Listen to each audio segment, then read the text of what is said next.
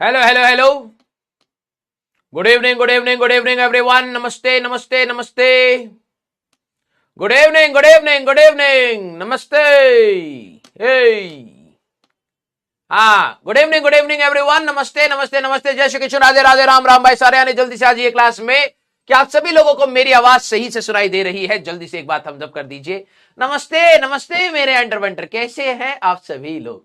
हाँ, आइए आइए आइए, नमस्ते नमस्ते। आ जाओ आइए, आ जाओ आ जाओ आ जाओ। Very good very good. कई सारे अंडर वंटर काफी खुश हैं। आप सभी लोगों का टेस्ट हुआ होगा, है ना? टेस्ट था ना आप सभी लोगों का? हाँ, जल्दी से बताइए कि क्या आप सभी लोगों का टेस्ट था? नमस्ते नमस्ते नमस्ते। आ जाओ भैया, आ जाओ आ जाओ आ जाओ। हाँ, बहुत सारा प्यार आप सभी लोगों को। धन्यवाद धन्यवाद भैया। ज्यादा दिल मत फेंकिएगा वरना हम यहीं से बह के निकल जाएंगे। हाँ, टेस्ट था क्या आप सभी लोगों का? हाँ, वेरी गुड वेरी गुड। ये हुई ना बात। हाँ, बहुत सही। क्या स्कोर रहा आप सभी लोगों का? जरा देखा जाए। चीटिंग वीटिंग तो नहीं कर रहे हैं ना तुम? क्योंकि कुछ का लग रहा है यहीं से ही। हाँ, देख के ही यहां से लगा रहा। हाँ, very good very good. Advance level वाला टेस्ट है ना इस बार? ठीक है, वेरी गुड। बहुत सही यार, बहुत सही। ठीक है भाई, देखो मैं आप सभी लोगों को बोलूंगा कि ये शायद आपने फर्स्ट अभी एडवांस का टेस्ट दिया है। आगे वाले एडवांस के टेस्ट धीरे धीरे कठिन और होते चले जाएंगे। ठीक है, इसमें घबराना मत कि यार मेरे पहले वाले एडवांस टेस्ट में तो इतने मार्क्स आए थे, अगले में कम हो गए। ठीक है, ये सारा प्रोसेस है। आप कई बार क्या होता है, आपके एग्जाम्स में अच्छे मार्क्स आते हैं, कई बार नहीं आते, लेकिन आप इसको छोड़ना मत। आप ये मत सोचना यार मेरा सिलेबस कवर्ड नहीं है तो नहीं हो पाया। ठीक है, एक्चुअली में मेरी 2-3 दिन से, अभी 3 दिन और बहुत ज्यादा क्लासेस चल रही, क्योंकि सचिन सर की तबीयत ठीक नहीं है। मतलब सचिन सर के घर पे कुछ मेडिकल इमरजेंसी है, जिसकी वजह से मेरे को एक्स्ट्रा कुछ भी जो आपको समरी लेक्चर देने का था वो भी पॉसिबल नहीं हो पाया, क्योंकि सर की क्लासेस मेरे को कंपनसेट करनी पड़ रही है। अभी 3 दिन और, मेरे ख्याल वेंसडे तक मेरे पे बहुत ज्यादा लोड है। ठीक है, हाँ, love you all love you all. ठीक है, आज भी मेरी सुबह से बैक टू बैक क्लासेस चल रही है। ठीक है, ये मेरी 3rd क्लास है और ब्रेक मिला नहीं है, लेकिन कोई नहीं। आपका जो समरी वाला लेक्चर है बेटा, वो थोड़ा सा रिकॉर्ड रह गया था तो वो जा नहीं पाया। इस वीक मैं आपको प्रोवाइड जरूर कर दूंगा। ठीक है, हाँ, yes, very good evening very good evening. आइए आइए आइए। हाँ, बहुत सही भाई। देखो, जो अच्छा स्कोर मैं आप सभी लोगों को बोलूंगा कि एडवांस के पेपर में आपके अगर 100+ मार्क्स आ रहे हैं, that's a very good sign. ठीक है, कोई बच्चा बोला सिर्फ 100 मार्क्स, यस, अभी के लिए, क्योंकि आपको टाइम कितना हुआ है भाई? टाइम कितना हुआ है? अगर आप 100+ मार्क्स ला रहे हैं, वेरी गुड साइन। सर मेरे तो 100 भी नहीं आए, कोई दिक्कत नहीं, आपका पहला टेस्ट है। आप कोशिश करिए कि 100+ आप हमेशा एडवांस के टेस्ट में रहे। मैं आप सभी लोगों को बता रहा हूं। हाँ, ठीक है, जेई एडवांस का जो आपका पेपर रहेगा, that is a low scoring mark. अब क्या होता है ना, जब बीच बीच में आप जेई मेंस के टेस्ट देंगे, ठीक है, और फिर जेई एडवांस के टेस्ट देंगे। अब जेई मेंस के टेस्ट देते देते आपको आदत हो जाती है यार ज्यादा मार्क्स आने चाहिए। ठीक है, ध्यान से सुनिएगा मेरी बात को। ओके, जिन बच्चों को ये लग रहा है कि सर मेरे मार्क्स कम रह गए, ठीक है, कोई घबराने वाली बात नहीं है बेटा। देखो, एडवांस तक के प्रोसेस को हमें फॉलो करना पड़ेगा, वो कठिन है। ठीक है, ऐसी नहीं ना दुनिया के टफेस्ट एग्जाम्स में आता है, तो वो कठिन है, लेकिन आप अपने आप को हमेशा मोटिवेटेड रखिए कि यस, इस बार मेरे मान लीजिए 50 मार्क्स आए या 60 मार्क्स आए, अगले वाले में मेरे को और इंप्रूव करना है। और ज्यादा ग्रोथ आएगी नहीं, आप ये समझिए कि अगर आपके 50 मार्क्स आए तो आप नेक्स्ट वाले में टारगेट रखिए 60-65 तक मेरे को पहुंचना है। अब कोई बच्चा बोलेगा सर बस 10-15 मार्क बढ़ाने, यस यस, आपको एक दो क्वेश्चन का ही टारगेट ले लेके आगे बढ़ना होता है। एडवांस का पेपर जो है that is low scoring mark बेटा। ठीक है, लो स्कोरिंग, उसमें आपका सिलेक्शन हो जाता है। अगर आप 30-40% के अराउंड ही स्कोर कर रहे हैं, तब भी आपका आराम से सिलेक्शन हो जाता है कॉलेज में। क्लियर? यस, हाँ, दोनों टेस्ट का मिला के मैं आपको कह रहा हूं। ओके, यस, दोनों टेस्ट का अगर आप मिला करके 100+ अगर आप आ रहे हैं, that's a good sign for the starting point. और अगर सर मेरा कम आ रहा है, तो आप नेक्स्ट एडवांस के पेपर के लिए आप कोशिश करिए 10 या 15 मार्क्स और जोड़े जाए। फिजिक्स में एक सवाल और सही करना है, केमिस्ट्री में एक सवाल और सही करना है, मैथ्स में एक सवाल और सही करना है। आपको लग रहा होगा ये तो बहुत छोटा टारगेट दे रहे हो सर। टारगेट भले ही छोटा, लेकिन वो एक सवाल ट्रिकी होगा, वो एक सवाल कठिन होगा, वो एक सवाल कैलकुलेटिव होगा, वो नॉलेज बहुत ज्यादा डिमांड करेगा, तो वो एक सवाल जोड़ना भी कठिन होता है।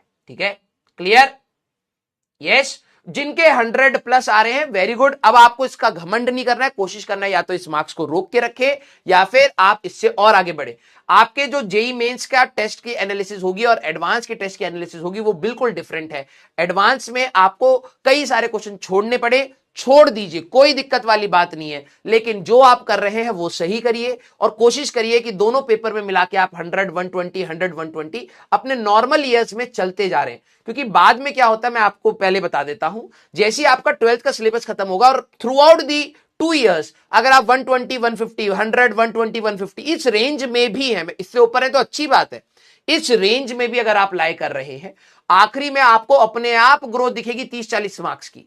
क्योंकि क्या होता है कि जब सारे कंसेप्ट्स आपके पढ़ा दिए जाते हैं तो कुछ एडवांस के क्वेश्चन होते हैं जिसमें इंटरमिक्सिंग ऑफ द कंसेप्ट्स होती है, फिर वो भी सवाल आपसे होने स्टार्ट हो जाते हैं। ठीक है, तो आप अपने आप को बिल्कुल भी परेशान मत फील कराइएगा, बिल्कुल भी ये मत करना कि मैंने तो सर इतनी मेहनत करी थी मार्क्स ही नहीं आए। 100 मार्क्स अगर आपके अराउंड आ रहे हैं, किसी के 50 आ रहे हैं, किसी के 60 आ रहे हैं, किसी के 70, 100 से नीचे आप ये सोचिए कि मुझे अगली बार 15 मार्क्स और जोड़ने। क्लियर सारे बच्चे? क्लियर? यस। जिनके 50 से नीचे आए हैं तो आप ये सोचिएगा, प्लीज ध्यान सुनना, 50 से जिनके नीचे आए हैं आप ये सोचिएगा कि आप 50 से ज्यादा का अटेम्प्ट करके आए हैं। जितने भी स्टूडेंट्स हैं जिनके 50 से लेस मार्क्स आए, मैं उनके लिए बता देता हूं, क्या आपने 50 से ज्यादा का अटेम्प्ट किया? देखो लप्पे वाले अगर सवाल है तो वो अलग बात है, क्या आपने 50 से ज्यादा अटेम्प्ट किया, हाँ या ना, मुझे ये बताइएगा।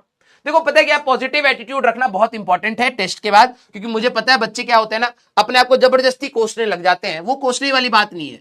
अगर आपके मार्क्स अभी के लिए, ठीक है, पहला टेस्ट हुआ है आपका एडवांस का, 50 से लेस है, ठीक है, तो क्या आपने 50 से ज्यादा यस अटेम्प्ट किया था ना? बस यही चीज आपको एनालाइज करनी है। आपका अटेम्प्टेड, अगली बार आपको क्या कोशिश करनी है, आपका अटेम्प्टेड कोशिश करिए 100 मार्क्स का ही हो या 70 मार्क्स का ही हो, और 70 to 80 मार्क्स का ही आप अटेम्प्ट करिए, 70 to 80 मार्क्स का ही आप अटेम्प्ट करें और कोशिश करिए आप 100% एक्यूरेसी लाइए। देखिए भाई, मैं आपको पहले बता रहा हूं, एडवांस के टेस्ट में मार्क्स कम आते हैं, ठीक है, एडवांस के टेस्ट में मार्क्स कम आते हैं, that is very normal, very normal. ठीक है, जबरदस्ती अपने आप को स्ट्रेस मत देना कि यार मेरे तो 85 ही मार्क्स आए हैं, ये तो कुछ भी नहीं होता, इससे तो सिलेक्शन होगा नहीं। सिलेक्शन आज नहीं होना है, 2 साल बाद होना है। हमें अपनी प्रोग्रेस ऐसे रखनी है कि हम लोग सिलेक्शन तक पहुंचे, समझ रहे हो? तो आपने 70 to 80 मार्क्स का आपको अगली बार अटेम्प्ट करना है। आप ये एनालाइज करिए कि गलतियां कहां हुई, ठीक है, आप ये एनालाइज करिए कि आपकी गलतियां कहां हुई हैं। अगर वो कैलकुलेशन में है तो अब जितनी बार देखो, आपकी या तो हो सकती है कैलकुलेशन में गलती हो या फिर आंसर मार्किंग में गलती हो, ठीक है, आंसर आपने गलत मार्क कर दिया, या फिर कंसेप्चुअल गलती हो, या फिर आपने क्वेश्चन को ही गलत रीड करा, या रीडिंग/रिवीजन की आपकी गलती हो, ठीक है।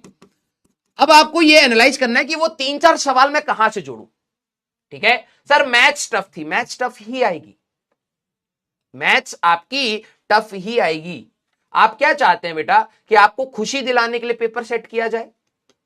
सोच के बताइए, क्या आप थ्रू आउट 2 इयर्स वैसे पेपर देना चाहते हैं जो आपके सिलेबस से तो लेकिन बस आपको खुशी देके जाए, या आपको एक रियल फ्रंट पेपर का चाहिए कि हां सर मेरे को कहीं ना कहीं, देखो आप जस्ट एंटर करे हो तो अभी एडवांस का पेपर एग्जैक्टली उस लेवल पे नहीं बनाया गया है, टू बी वेरी ट्रू, ठीक है। कोई बाहर का आपका दोस्त बोले भाई ये कैसा एडवांस का लेवल है, ठीक है भाई कोई दिक्कत नहीं है, अगला पेपर देखना इससे और कठिन बने, धीरे धीरे धीरे धीरे लेवल आपके एडवांस में भी बढ़ाया जाएगा, ठीक है। उसका रीजन यही है क्योंकि आप अगर अभी 10 मार्क्स आते ना आप छोड़ देते, ऐसे छोड़ने की जरूरत नहीं होती, ये कम स्कोर से ही अपना पॉजिटिव एटीट्यूड बना के आगे जाना पड़ता है। तो मैथ्स आपकी टफ आएगी, आपको हमेशा रेलिवेंट पेपर आना चाहिए, वो इंपॉर्टेंट है। रेलिवेंट पेपर अगर आप सॉल्व कर रहे हैं तो आपको रियल एनालिसिस कहीं ना कहीं पता चलती है। क्लियर? हाँ, तो अब मैथ्स टफ है तो उसका सोल्यूशन क्या है? प्रैक्टिस और इंक्रीज करनी पड़ेगी, है ना, उसकी प्रैक्टिस और इंक्रीज करनी पड़ेगी। भाई देखो, आपको जिनके मार्क्स 50 से कम है, आपने डेफिनेटली 50 से ज्यादा का अटेम्प्ट किया है, वो क्यों गलत हुआ उस पर नजर रखो। 10-20 मार्क्स भी अगर आपके वो गलत नहीं होते तो आप 60-70 के रेंज में तो होते, है ना। तो ये सोचना कि अगले टेस्ट में भाई मेरे को 60-70 की रेंज तक अगर पहुंचना है, पहले मेरा टारगेट ये है कि 60-70 तक पहुंचूंगा। सीधे ये मत सोचना कि 120, 150, 200 जाना है, नहीं। अगर आपका स्टार्टिंग पॉइंट अगर 50 या 50 से लेस है तो आपने जो अटेम्प्ट किया वो गलती नहीं करनी, 60-70 तक मैं विदाउट गलती पहुंचूंगा। फिर जब आप एक दो टेस्ट में 60-70 की रेंज में है, फिर आप सोचेंगे यार कि अब मेरे को 20-30 मार्क्स और जोड़ने हैं, हर सब्जेक्ट में एक दो सवाल का और टारगेट बनाना है और अच्छे से प्रैक्टिस करनी है। ये मार्क्स आपके धीरे धीरे बढ़ते हैं। जेई मेंस में आपको बहुत ज्यादा फ्लक्चुएशन देखने को मिल सकता है कि अगला टेस्ट आप बहुत अच्छे से फोड़ दें और अगले टेस्ट में नहीं। एडवांस में आपके कंसिस्टेंटली लो मार्क्स रहेंगे और लो को धीरे धीरे इंक्रीज करना है। क्लियर? यस। हाँ, तो आपकी जो भी गलतियां हैं बेटा, देखिए यहीं पर आपकी नेगेटिव मार्किंग होती है। अब जिसकी कैलकुलेशन गलतियां हैं, ध्यान सुनना, कई बच्चे कहते हैं सर सिली मिस्टेक्स को हम कैसे पकड़े।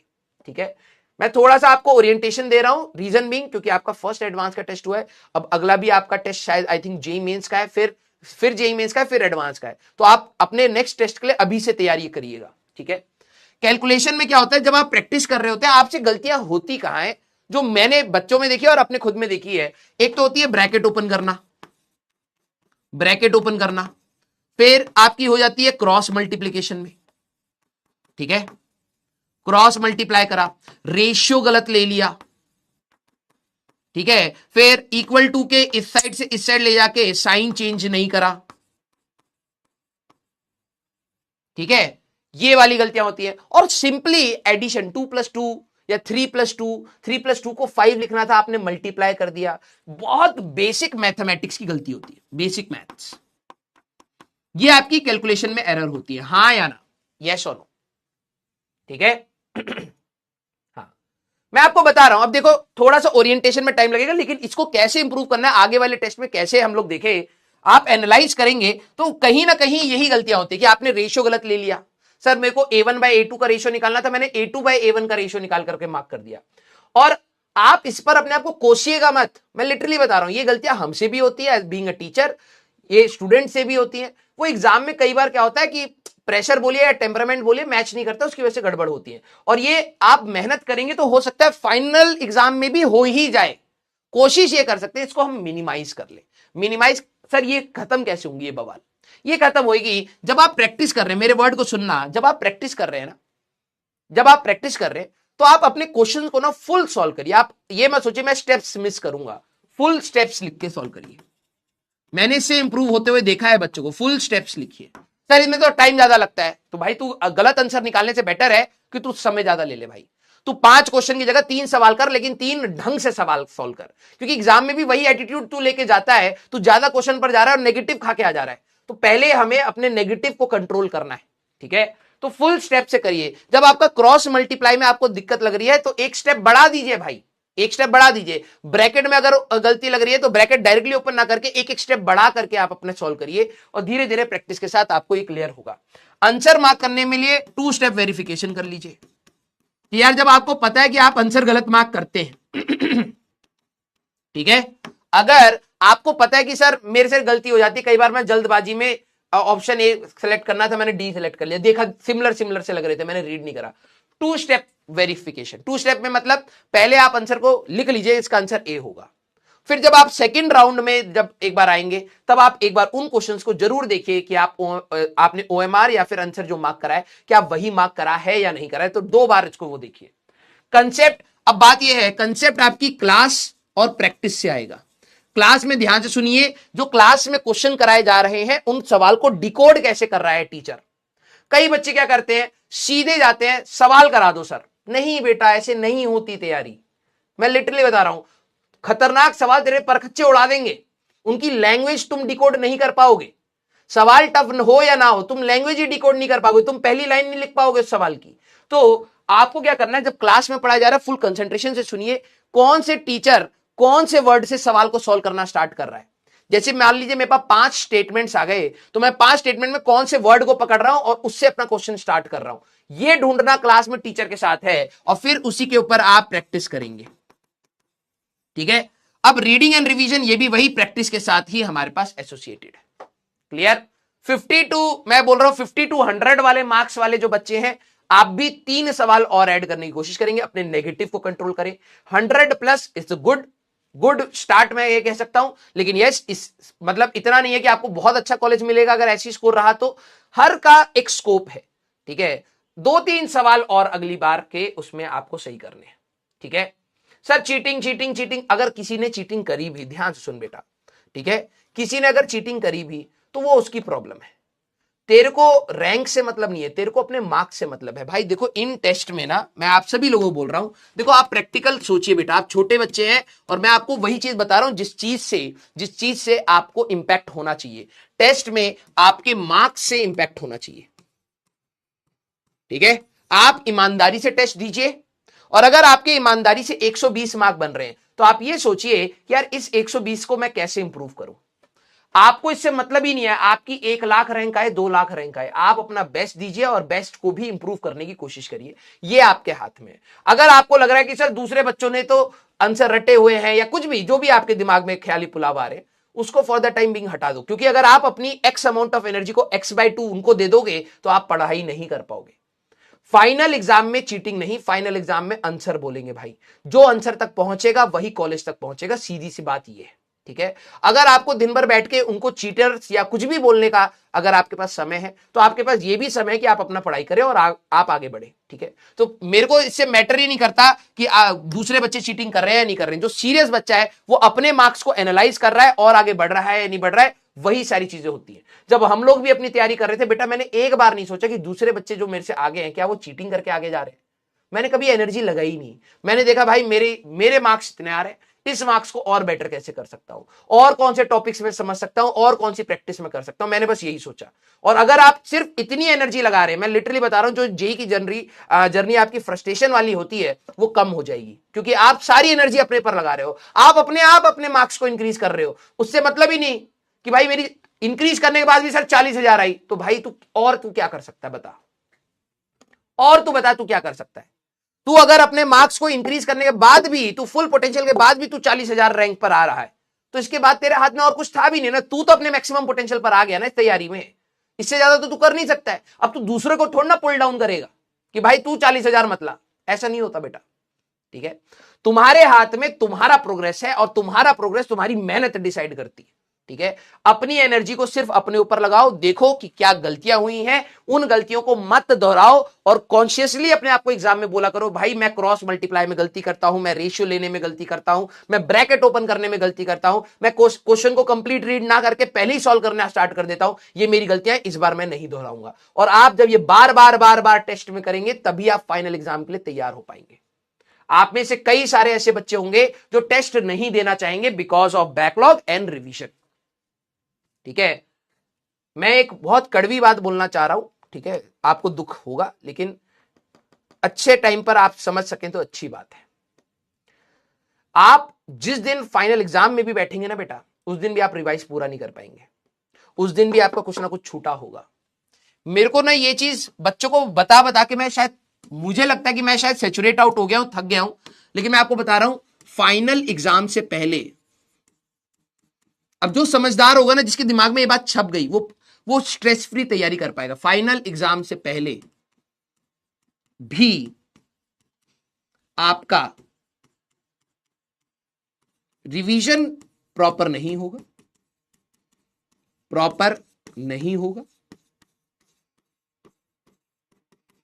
टॉपिक्स में कंफ्यूजन होगा,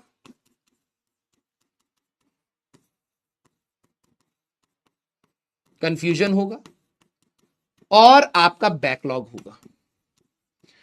आप लोग बहुत इमेच्योर होंगे, मैं लिटरली बता रहा हूं, आप लोग बहुत ही ज्यादा इमेच्योर कहलाएंगे इस तैयारी में, जो ये मान लेगा कि यार आज मेरा बैकलॉग था, आज मेरा रिवीजन नहीं था, इसलिए मैं टेस्ट नहीं दूंगा। बहुत कतई इमेच्योर, क्योंकि 2 साल वेट कर लीजिएगा, ठीक है।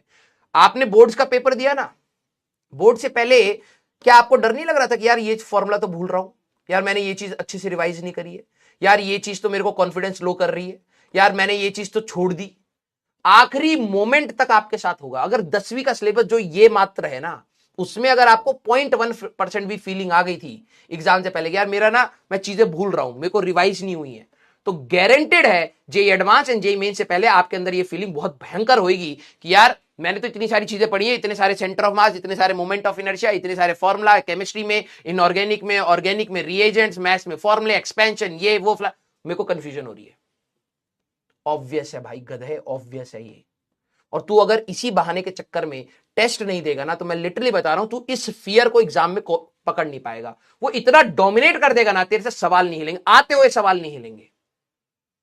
ये एग्जाम का one of the main reason ये होता है कि आप अपने फियर ऑफ एग्जाम को कंट्रोल करें। आपके ये प्रॉब्लम्स फाइनल, तुम चाहे जितना पढ़ लो भाई, एग्जाम से पहले आपका कॉन्फिडेंस कहीं ना कहीं डगमगा रहा होगा। जब तक पहला सवाल आपके आंखों के सामने नहीं आएगा, तब तक आपके अंदर कंफर्ट नहीं आता। और अगर आपकी रिवीजन, आप इसको क्या कर सकते हैं, इसको आप मिनिमाइज कर सकते हैं, खत्म नहीं कर सकते। ये हो सकता है कि आपका बैकलॉग में एक दो चैप्टर हो, ये हो सकता है आपका बैकलॉग में एक दो टॉपिक हो, जीरो होगा ही नहीं, गारंटेड लिखवा लो तुम, ठीक है। गारंटेड। जो इवन टॉपर भी होता है ना, उसको भी एग्जाम से पहले फियर होता है कि यार ये कहीं मैं भूल तो नहीं रहा, यार ये वाली चीज मेरे को इरिटेट कर रही है, उसमें क्या था, क्या अप्रोच लगा, ये सब में होता है भाई। तुम इसको सिर्फ मिनिमाइज कर सकते हो, और मिनिमाइज करने का तरीका यही है कि आप टेस्ट को सीरियस लो।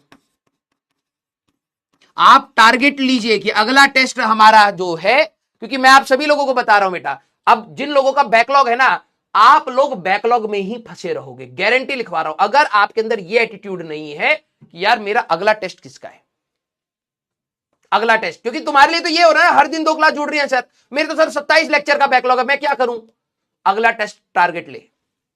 अगला टेस्ट तेरा अगर मान ले 5 अगस्त को है, for example I am saying 5 अगस्त को है, ठीक है, टॉपिक देख के आ रहे हैं, और उस टेस्ट तक कोशिश कर कि तू अपना बैकलॉग मिनिमाइज करे, टारगेट ले भाई। वरना तू रोज, तेरे पे 2 लेक्चर चढ़ रहे हैं, तू रोज 2 कोशिश कर रहा है पढ़ने की, 3 कोशिश कर रहा है, ये हमेशा तेरे को डिमोटिवेट ही करेगा। टारगेट ले कि अगला टेस्ट जो भी है उससे पहले मैं जितना कर सकता हूं उतना करूंगा। फिर अगर मान ले तेरा 4-5 टॉपिक या 10-12 लेक्चर भी छूट गए, फिर अगले टेस्ट में मैं कोशिश करूंगा बराबर। ये जब तक तू टारगेट ओरिएंटेड नहीं पड़ेगा ना बेटा, नहीं होगा। और मैं आपको बता रहा हूं, ये आपको बुरी लगे जैसी लगे, लगनी चाहिए, ठीक है, क्योंकि इस तैयारी की one of the main problem यही है कि जब आप हल्का सा लेजी होगे, ये तैयारी आपको बिल्कुल रगड़ देगी, बिल्कुल रगड़ देगी, ठीक है। आपके पास हल्की सी भी फ्रीडम नहीं है कि आप थोड़ा सा जोन आउट करके ये सोचे आज ये कर लेता हूं, जब आपको पता है कि आपने पीछे रायता फैला रखा है। अगर आपने रायता नहीं फैलाया, आप ये समझ चुके हैं कि हाँ मैक्सिमम चीजें कर चुका हूं, आपको रेस्ट लेना, आप रेस्ट लीजिए, आपको खेलना है आप खेलिए, आपको घूमना है घूमिए। लेकिन अगर आपने पीछे रायता फैला रखा है और फिर भी आप ये कर रहे हैं, believe me at the end आप अकेले खड़े रहेंगे उस प्रॉब्लम के साथ, क्योंकि टीचर आपको 2 साल एक ही बात बोल रहा है कि कोशिश करके खत्म कर उसको भाई, कोशिश करके खत्म कर। लेकिन अगर तेरे कान में जू नहीं रेंग रही है ना, तो आखिरी एग्जाम से पहले 1 दिन पहले ना तू कुछ भी देख ले भाई, तू 1 शॉट देख ले, कुछ भी देख ले, तेरे को कॉन्फिडेंस आएगा ही नहीं, क्योंकि लास्ट डे पर तेरा कॉन्फिडेंस ना डगमगाएगा ही डगमगाएगा, क्योंकि तेरे 2 साल की कामचोरी तेरे सामने होगी ना यार। अगर तू 2 साल मेहनत करेगा ना, कॉन्फिडेंस कम होगा, लेकिन फिर भी तू अपने आप को ये मना रहा होगा यार करा है ना, देख लेंगे, समझ रहा है। तो आप सभी लोगों के लिए मैं वही बोलूंगा कि प्लीज बी प्रैक्टिकल। जो बच्चे दिन भर बैकलॉग रो रहे हैं ना बेटा, इसका सोल्यूशन, मतलब मन करता पकड़ के लपड़ मार दूं मैं तेरे को, तू मेरे सामने होता तो मैं तेरे को क्या कुछ नया बताता। या फिर तू सोच कि तेरा कंप्लीट हो रखा है बैकलॉग, तेरा कोई बैकलॉग नहीं है, तेरा कोई दोस्त है वो कह रहा है भाई मेरे 10 चैप्टर छूटे पड़े, क्या करूं, तू क्या बोलेगा, तू यही तो बोलेगा ना भाई पढ़ ले, ये बकैती वाला टाइम हटा और पढ़ ले, यही बोलेगा, यही मैं बोल सकता हूं।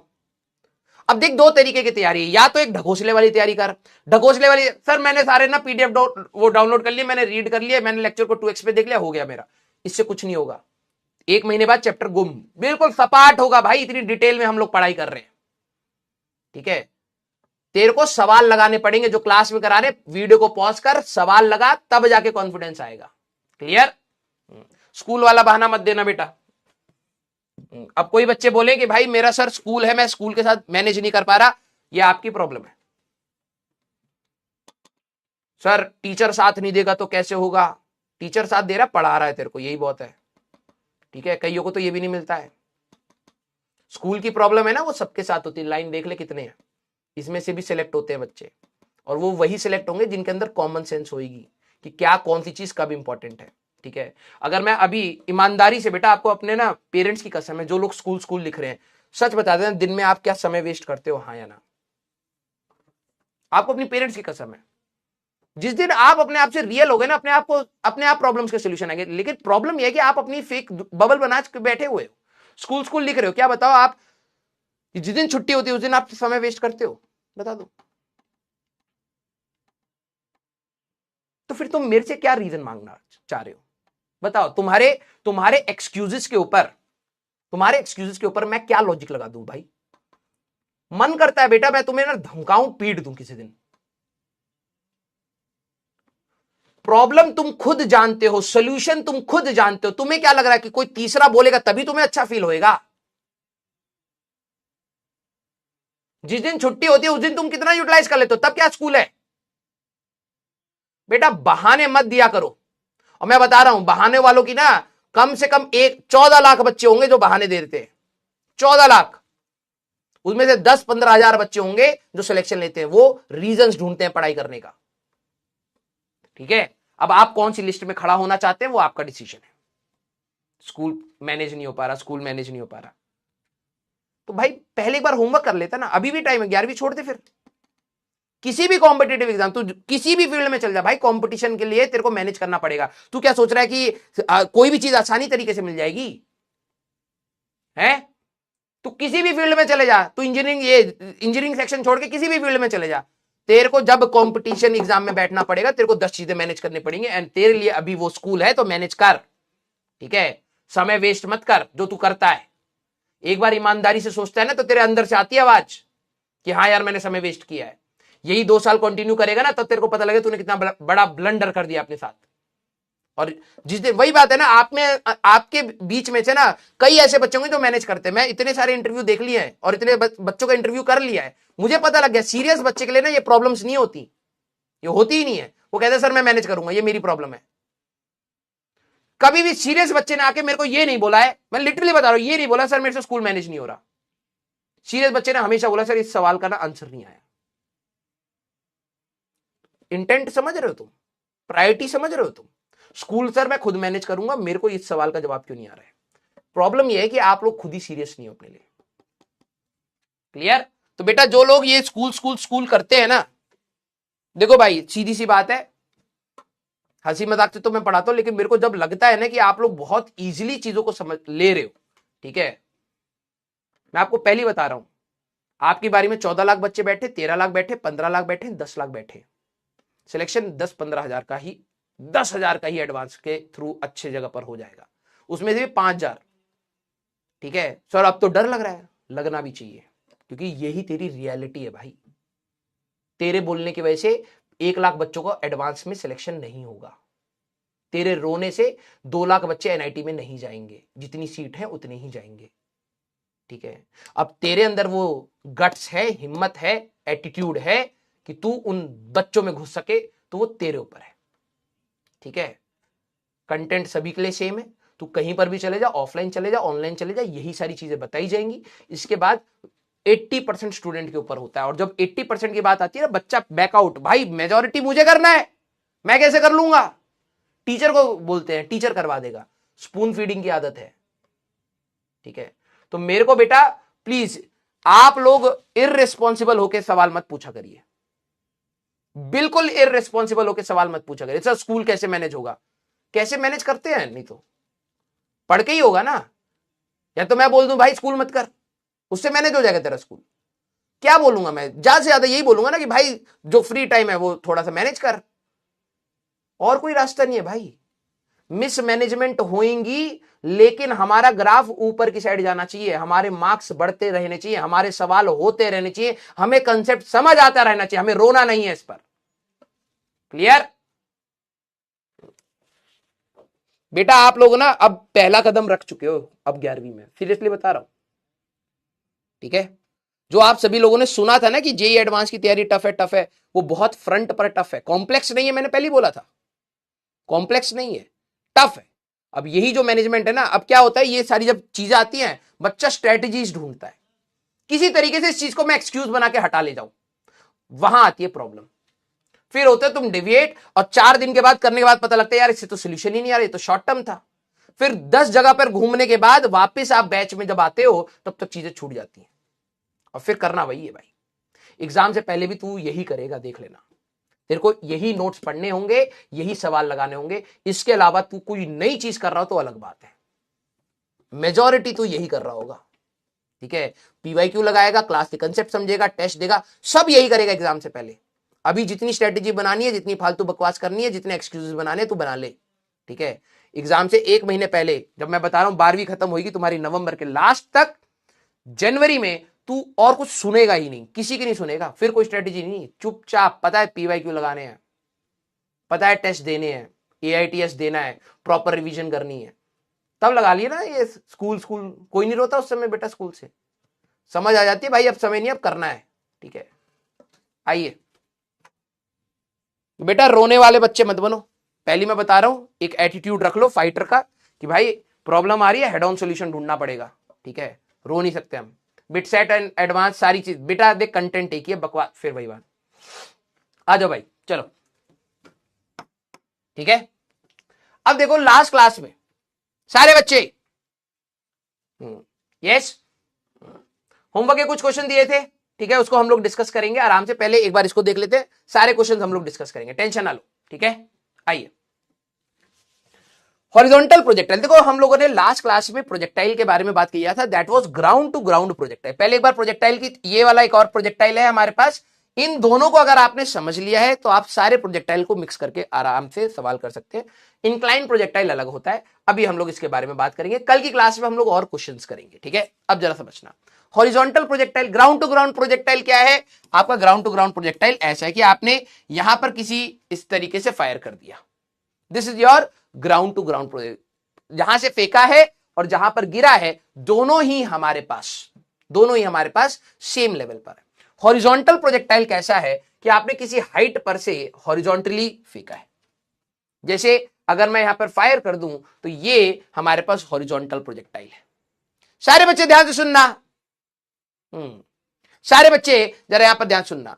हॉरिजॉन्टल प्रोजेक्टाइल किसको कह रहे, जब आप किसी हाइट पर से, आपने किसी हाइट पर से बॉल को कैसे फेंका है, हॉरिजॉन्टली, और ये ऐसे जाके हमारे पास गिर जाए, this is your horizontal projectile. मुझे पता है आपके अंदर डाउट क्या आ रहा है, सर अगर मैं छत पर से ऐसे एंगल पर फेंक दूं तो ये भी आपका प्रोजेक्टाइल है। ये कोई हम लोग नाम नहीं देंगे, हम लोग इसको सॉल्व जरूर करेंगे। सर मैं छत पर से किसी एंगल पर ऐसे फेंक दूं तो ये भी आपका प्रोजेक्टाइल ही है। क्लियर। हमारे लिए कौन से थ्योरी वाइज हमारे लिए कौन से इंपॉर्टेंट है, एक ग्राउंड से फेंकने वाला ग्राउंड टू ग्राउंड प्रोजेक्टाइल, एक ये हमें देखना है, और दूसरा हमारे पास एक छत पर से हॉरिजॉन्टली हम लोगों को फेंकना है, एक ये वाला प्रोजेक्टाइल देखना है। क्लियर सारे बच्चे, यस और नो? हाँ क्लियर। अच्छा, अब सारे बच्चे पहले इस प्रोसेस को देखना। मैं आपसे सवाल पूछूंगा, अगर आपने ये सवाल को ध्यान से, सर वाई पैराबोला आते आते आते, ठीक है, आज इक्वेशन ऑफ ट्रेजेक्टरी की भी बात करेंगे। अच्छा एक बात बताओ, जब मैं इस प्रोजेक्टाइल को फेंक रहा हूं, इसकी एक्सेलरेशन, एयर रेजिस्टेंस हमारे पास कहीं कुछ नहीं रहेंगे, इसकी एक्सेलरेशन किस डायरेक्शन में होगी और कितनी होगी? सारे बेटा कंसेप्ट को देखना, अगली 2 क्लासेस धड़ाधड़ सिर्फ सवाल लगेंगे और अच्छे सवाल होंगे, हम एडवांस तक जाएंगे प्लीज। लेकिन और मैं आपको बहुत सारी नई नई चीजें भी दिखाऊंगा, ठीक है। अब वही है मैथ्स, अगर आप मैथ्स की साइड हल्का सा इंक्लिनेशन हो, उनको प्यार हो जाएगा फिजिक्स से। जिनकी मैथ्स थोड़ी सी खराब है उनको लगेगा यार क्या चल रहा है, सिर्फ मैथ्स का खेल डिफरेंस आएगा अच्छे सवालों में। इसकी एक्सेलरेशन वेरी गुड। कईयों को लगता है सर ये जा तो इधर रहा है, अबे जाने से क्या मतलब है? अगर देखेगा हमेशा इसका वजन नीचे, वजन नीचे, वजन नीचे, वेट हमेशा नीचे रहेगा। तो अगर मैं इसकी एक्सेलरेशन बात करूं, हमेशा देखना एक्सेलरेशन की बात कर रहा हूं, येलो से एक्सेलरेशन आएगा, स्लो मोशन में है, ठीक है। Acceleration is always downward downward downward downward downward downward. आप बॉल को ऊपर फेंकिए, नीचे फेंकिए, हॉरिजॉन्टल करके फेंकिए, ग्राउंड से फेंकिए, हमेशा ये मोशन अंडर ग्रेविटी है। Acceleration is minus G. Very good, very good, love you बेटा। -10 बोलिए या -9.8। अच्छा, जैसे ही मैं बॉल को फेंकूंगा, सारे बच्चे दोबारा ध्यान सुनना, सारे बच्चे जरा दोबारा यहां पर ध्यान सुनना। इनिशियल वेलोसिटी हॉरिजॉन्टली फेंक रहा हूं तो यूएक्स, अगर मान लो यहां पे 18 मीटर पर सेकेंड है, तो यूएक्स क्या होगा और यूवाई क्या होगा, सोच के बताइए। यहां गड़बड़ होती है, बच्चे कहते हैं, और मैं बता रहा हूं 2-3 बार रिपीट करूंगा ज्यादा से ज्यादा। इसके बाद अगर आप नहीं सुन रहे हैं तो आपकी प्रॉब्लम है। जैसे ही मैं फायर करूंगा, ये बॉल ऐसे जाएगी, इसकी वेलोसिटी ऐसी होगी, 18 मीटर पर सेकंड से फेंका है, तो इसकी यूएक्स कितना होगा और यूवाई कितना होगा, सोच के बताइए, लिखिए जरा। वेरी गुड, लव यू बेटा, एक बच्चे ने बहुत सही बोला। यूएक्स कितना और यूवाई कितना, इसी केस में अगर मैं 18 से फेंक रहा हूं, हॉरिजॉन्टली फेंक रहा हूं, ठीक है, वेरी गुड। अब जरा देखना, मैं यहां पर फायर करूंगा और यही पॉज कर दूंगा, ठीक है, ये पीछे तो मैं मूव नहीं कर सकता अभी, ठीक है, ये t इक्वल टू 0, रुको जरा एक बार देखते हैं, ध्यान से सुनना। कुछ बच्चे ना यूआई देखो, जब मैंने हॉरिजॉन्टली फायर करा है तो सारी की सारी वेलोसिटी क्या है, हॉरिजॉन्टल है, यूआई है ही नहीं भाई। तो अगर मैंने 18 से फेंका है हॉरिजॉन्टल प्रोजेक्टाइल में, सारी t equal to 0 initial time पे सारी की सारी वेलोसिटी x एक्सिस के लॉन्ग है, y में तो हमारे पास है ही नहीं, है ना, y में तो है ही नहीं, तो इसका ux होगा 18 i कैप और uy होगा 0। सारे बच्चे दिल बनाइए, क्या आप ये बात समझ पाए? 18 cos थीटा कहां से, पागल इंसान, जब मैं फायर ही इसको ऐसे कर रहा हूं तो 18 की स्पीड तो यही हुई हॉरिजॉन्टल में, तो 18 आई कैप आपकी यूएक्स हुई, यूवाई तो है ही नहीं, मैंने नीचे करके तो फायर ही नहीं करा है, हां या ना? वेरी गुड भाई, यू कॉस थीटा कहां से बोल रहा है, एंगल पर फेंकता तो यू कॉस, ये आपका यू होता तो यू कॉस थीटा होता, लेकिन मैंने एंगल पर थोड़ा ना फेंका, मैं तो यहां पर हॉरिजॉन्टली फायर कर रहा हूं, राइट? तो यूएक्स कितना होगा यही, और यूवाई है आपका 0, मतलब वाई एक्सिस में वेलोसिटी नहीं है। क्लियर हमारे पास? अब जरा समझना, ये आगे जाएगा जाएगा जाएगा जाएगा, जाके जमीन पर गिरता है। अब मैं इसको कंपोनेंट्स में दोबारा दिखाता हूं, कंपोनेंट्स मतलब एक्स एंड वाई। जैसे ही मैं फायर करूंगा, ठीक है, ध्यान सुनना, जैसे ही मैंने फायर करा, ये है यूएक्स 18 मीटर पर सेकेंड, वाई के अलोंग वेलोसिटी नहीं थी, देखो अभी ये बहुत छोटा सा है क्योंकि थोड़ा सा टाइम हो चुका है। जैसे जैसे आगे जाएगा यूएक्स कोई चेंज नहीं करेगा, क्यों? एक्सेलरेशन आप सभी ने बताई सर वाई में थी, मेरे हर स्टेटमेंट इंपॉर्टेंट है सर, सारी एक्सेलरेशन वाई में है, तो इसको कोई चेंज नहीं करेगा, और ये वाली बढ़ते हुए जाएगी, ध्यान से देखना। यस, एक्स एक्सिस के अलोंग वेलोसिटी कभी चेंज नहीं करेगी, क्यों? क्योंकि एक्सेलरेशन है ही नहीं, जहां एक्सेलरेशन नहीं होती वहां वेलोसिटी चेंज नहीं करती। v is equal to you plus AT, A की वैल्यू 0 है, तो v is always equal to U, final velocity और इनिशियल वेलोसिटी सेम रहती है। सर y में क्यों चेंज हो रही है? क्योंकि ग्रेविटी है, ग्रेविटी इसकी एक्सेलरेशन है, तो ये बढ़ाते बढ़ाते y में हमारे पास जाएगा। क्लियर हुआ क्या? हाँ या ना? यस, हाँ या ना? ये कितना दूर जाके गिरा है, दिस इज योर रेंज। अगर मैं बात करूं ये कितना दूर जाके गिरा है, ये हुई आपकी रेंज। इसमें कोई मैक्सिमम हाइट होती ही नहीं है, ये तो सीधे नीचे ही जा रहा है ना?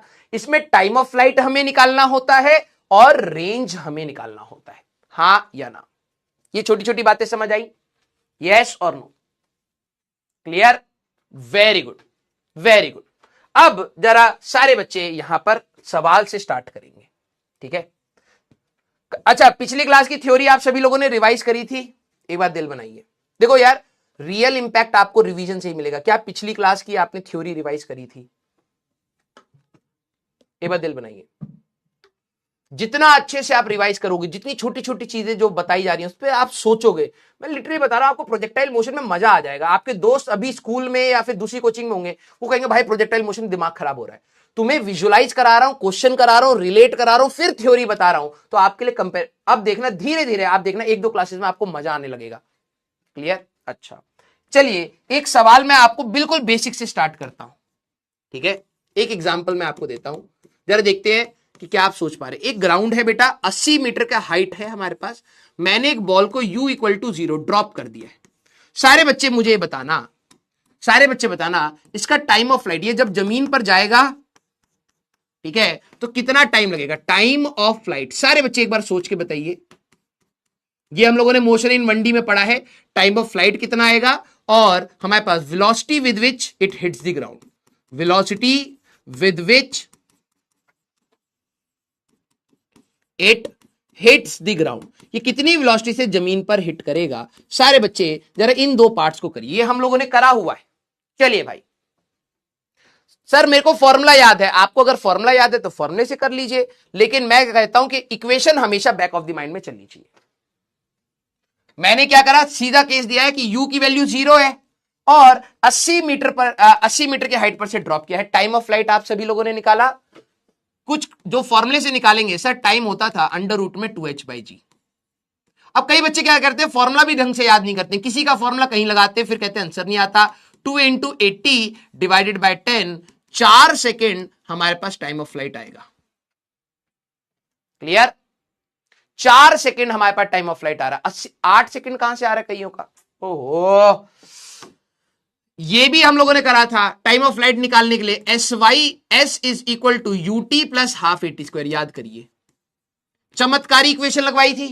जब ये जमीन पर जाएगा इसका डिस्प्लेसमेंट कितना हो जाएगा, माइनस, ये डिस्प्लेसमेंट है, -80 इक्वल टू U की value 0 minus half into 10 into T का स्क्वायर। तो माइनस माइनस गया, हमारे पास T की वैल्यू अंडर रूट में 16 आ रही है बेटा। तो 4 सेकेंड या तो उधर से जाओ या तो इक्वेशन से जाओ, ऑलवेज दी 4 आंसर आएगा। Yes yes. अच्छा, velocity with which it hits the ground, कितनी वेलोसिटी से ये जमीन पर हिट करेगा। अब आपको दो तरीके से आप सोच सकते हैं, sir v is equal to you plus AT, sir चमत्कारी इक्वेशन है, साइन के साथ लगा सकता हूं। तो यहां पर टाइम हो गया 4 सेकेंड, तो मैंने कहा देखो साइन के साथ रखोगे हमेशा आंसर आएगा। v वेक्टर u 0 है, a की वैल्यू -10 इंटू 4, तो ये कितना आएगा बेटा, v की वैल्यू आ रही है सर -40। माइनस मतलब डायरेक्शन होगी 40 मीटर पर सेकेंड टुवर्ड्स डाउनवर्ड, -40 आ रही है। वेरी गुड, ठीक है। सर मैं v² minus u² equal to 2s लगा सकता हूं, बिल्कुल लगा सकते हो। जरा ये समझना, u की वैल्यू 0 है, v² या v equal to under root में 2 इंटू एक्सलरेशन इज -80, वो -10 और डिस्प्लेसमेंट इज -80 बेटा। ये दोनों वेक्टर है तो साइन के साथ रखेंगे, तो ये v की वैल्यू हमारे पास कितनी आ रही है बेटा, हमारे पास अंडर रूट में 1600, तो ये आ जाएगी आपकी 40। ये याद करिए, मैंने कहा था this will not give sign, will not give sign, ये साइन नहीं देगा, ये आपको डायरेक्शन नहीं बताएगा। ये स्केलर इक्वेशन है, ये वेक्टर, ये विद साइन आपको देगा, हाँ या ना, यस और no. Very good. Sir UT 0 क्यों बेटा? अरे यार, U इनिशियली आपने ड्रॉप किया है, ड्रॉप में जो ऑब्जर्वर है वो खुद रुका हुआ है, तो इसने ड्रॉप किया है, U की वैल्यू 0 है, तो U 0 होते ही, अबे यार, U की वैल्यू 0 होते ही आपका सवाल ऐसे हो जाएगा, हाँ या ना। ये सारी चीजें बताई हैं मैंने आपको। Very good. अच्छा एक बात बताओ, इस सवाल में, ठीक है, एक बात बताओ, इस सवाल में अब मैंने इसको ऐसे फेंका है, ठीक है, मैंने इसको ऐसे फेंका है 80 मीटर के हाइट से 40 मीटर पर सेकेंड। इस बार मैंने ड्रॉप नहीं किया, मैंने आगे फेंका है।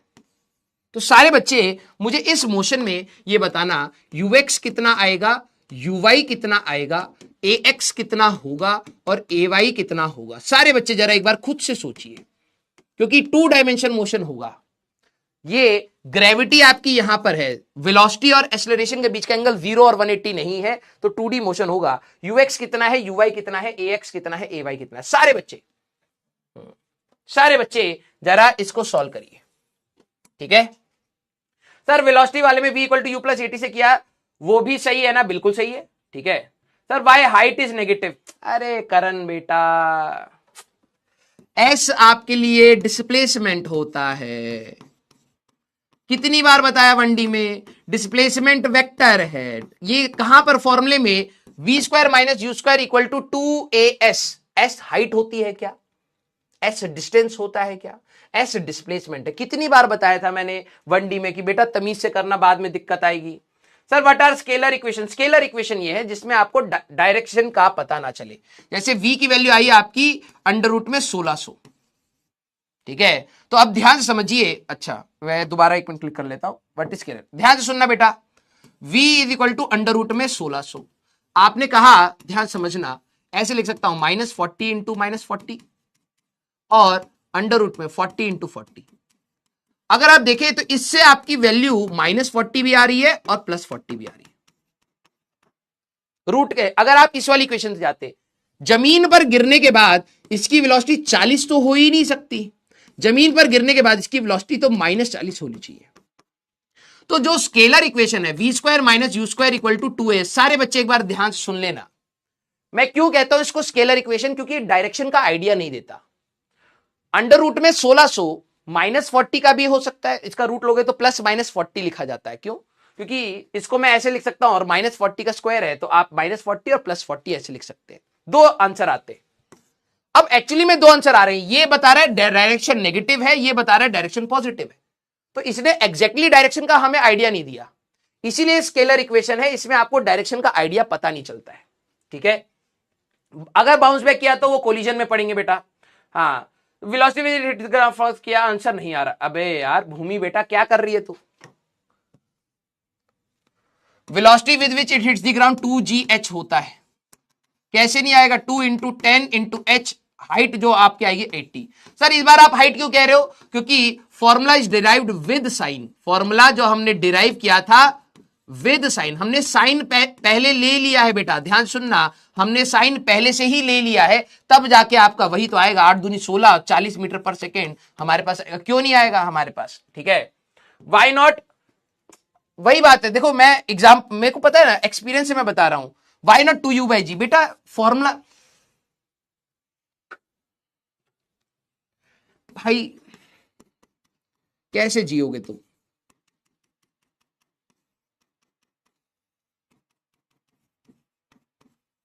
सिर्फ फॉर्मूले रट के बैठे और कहते हैं सर मार्क्स नहीं आए। यार कौन से केस का तू फॉर्मूला पढ़ रहा है वो भी तो देखना यार। तूने 2u/g कैसे बोल दिया? 2u/g कौन से केस का था? जब तू जमीन से फेंकता है ऊपर जाके जमीन से वापस आ जाए तब होता है 2u/g। ये अंडर रूट, जब तू छत पे से छोड़ता है अंडर रूट में 2h/g। तेरे को फॉर्मूला याद नहीं हो, तू लगा दे रहा है। सर हाउ, मैंने बता दिया बेटा, डायरेक्शन का नहीं पता चलेगा।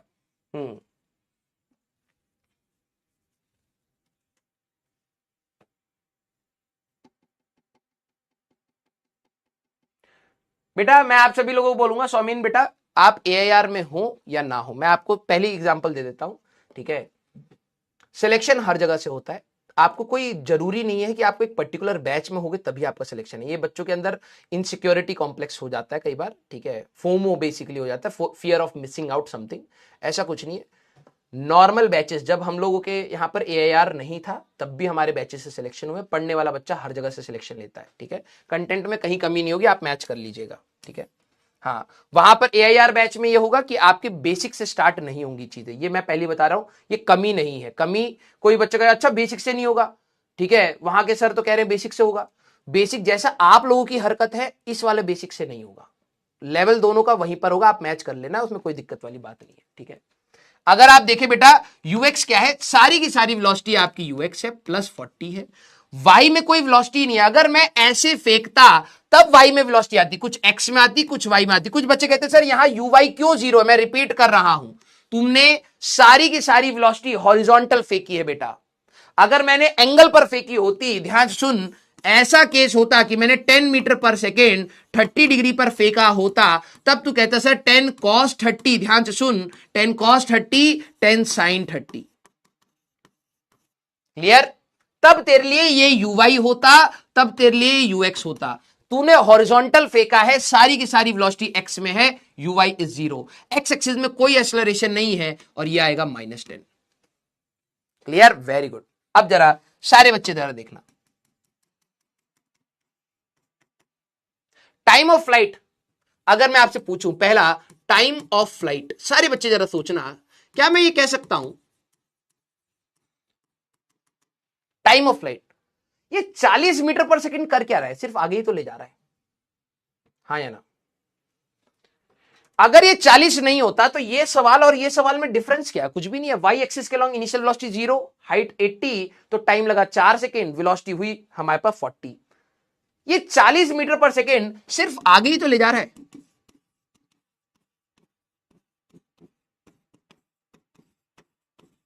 हाँ या ना? सिर्फ आगे ही तो ले जा रहा है।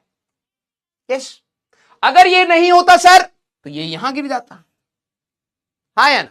तो देखा जाए तो सवाल तो दोनों सेम ही है, बस इस बार 2 डायमेंशन 40 मीटर पर सेकेंड आगे ले जाएगा। तो मैंने कहा एस वाई एक्सिस का लॉन्ग टाइम ऑफ फ्लाइट निकालिए UYT plus half AYT square. ध्यान से देखना, मैंने कहा जब ये जमीन पर गिरेगा इसका डिस्प्लेसमेंट -80 है। ये डिस्प्लेसमेंट है, डिस्प्लेसमेंट, ठीक है, -80। वाई एक्सिस के लॉन्ग आपकी वेलोसिटी नहीं है, UY 0 है। -12 इंटू 10 इंटू टी का स्क्वायर, टी की वैल्यू 4 सेकेंड। ये वही सवाल है बेटा, देखा जाए तो जो आपको 1D में सिखाया गया था ना अंडर रूट में 2h/g, वही है। मैं फॉर्मूला हटा दूं तो बेसिक, जब ये जमीन पर गिरेगा तो सर डिस्प्लेसमेंट तो ये हुआ। मैंने कहा हाँ सर, जब ये जमीन पर गिरेगा डिस्प्लेसमेंट तो ये हुआ। आप -80 क्यों लिख रहे हो? क्योंकि चच्चा इसका वाई एक्सिस में डिस्प्लेसमेंट ये है, एक्स एक्सिस में डिस्प्लेसमेंट ये है, तो वाई एक्सिस के लॉन्ग तो -80 ही है। हाँ या ना? यस और नो? जिनका AIR में हो जाए आप वहां पे पढ़िए, जिनका नहीं हो आप घबराइए मत, यहां पर पढ़िए, ठीक है, बस पढ़ाई करिए, वही मैं बता रहा हूं। अब मैं आपसे पूछूं B option, range of projectile. सारे बच्चे जरा बताना कि ये प्रोजेक्टाइल की रेंज कितनी होगी, कैसे निकालोगे? सोचिए सोचिए। मैंने बता दिया बेटा, ये SY मतलब क्या है? SY का मतलब है डिस्प्लेसमेंट अलोंग वाई। ये है displacement along y, net displacement की बात नहीं है। वाई के अलोंग डिस्प्लेसमेंट कितना है? 80। एक्स के अलोंग कुछ और है, वो रेंज बनेगा। तो वाई के लॉन्ग का आपने यूज करा, वेरी गुड। रेंज अगर निकालनी है तो ये this is SX in T = 4। 4 second में ये कितना एक्स में गया है, वही तो रेंज बनेगा। हाँ या ना? ये वही तो आपका रेंज बनेगा। तो मैंने कहा SX = UXT plus half AXT square. X वाले के लिए अलग से इक्वेशन लगा दो। 4 सेकंड में कितना जाएगा भाई? 160 मीटर। SX यही रेंज बनेगा 60 × 4, 60 है 40, ठीक है, हमारे पास 40 × 4, AX है ही नहीं, 160 मीटर। ये रेंज आ गया। अभी कोई फॉर्मूला नहीं सिखाया आपको मैंने, बेसिक तरीके से चल रहे। नेक्स्ट जरा बताना, find velocity of projectile at T = 2 seconds. At T = 2 second. सोच के बताएं कैसे करेंगे। यही आपका क्वेश्चन था बेटा कि आपने एक हाइट पर से एक प्रोजेक्टाइल को फेंका है, ठीक है, ऐसे 40 मीटर पर सेकेंड से। ये 80 मीटर की हाइट थी, तो ये कहीं ना कहीं जाएगा, 4 सेकेंड में जमीन पर गिरेगा, ठीक है। सारे बच्चे वेलोसिटी एट T = 4 सेकेंड, सोचिए कैसे करेंगे। मैंने आपको पिछली क्लास में भी हिंट करा है। हाँ, सेकंड पार्ट ये फी पार्ट रहेगा। Velocity at T = 2 second, 2 second पर वेलोसिटी। अब बच्चे क्या बता देंगे? 20, 30। भाई 2 सेकेंड पर पार्टिकल ऐसे जा रहा है, this is your net velocity. इसका एक Vx होगा और एक इसका Vy होगा बेटा। ये 2 डायमेंशनल रहेगा। आई कैप जे कैप में जवाब देना है। ध्यान सुनिए, आप कहेंगे नेट वेलोसिटी जो भी होगी वो 2 डायमेंशन है भाई, एक्स में भी होगी और वाई में भी होगी। कोई फॉर्मूला नहीं बता रहा, बेसिक से Vx कैसे निकालेंगे? एक्स की चीजों से UX प्लस AXT एट, और Vx = UX है 40 प्लस 0 × 4, 40 आई कैप। ये बात तो आपको भी पता है, इसको तो कोई चेंज ही नहीं करेगा, ये हमेशा 40 तो रहेगा ही रहेगा, right. Vy = UY plus AYT बेटा।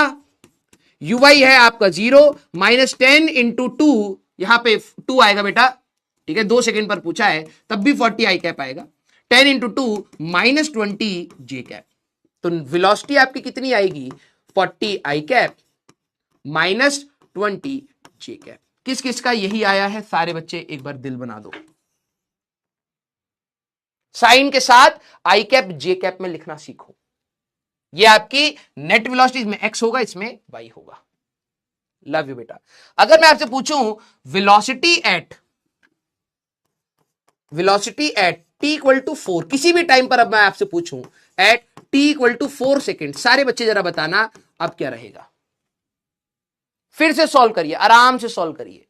सर 4 सेकंड पे, तो ये तो जमीन पे गिरने वाली कंडीशन है। मैंने कहा अभी भी 2 डायमेंशन होगा, ठीक है सर। वी नेट ये है, इसका भी कुछ एक्स होगा, आप डिराइव करेंगे, और वी वाई होगा सर।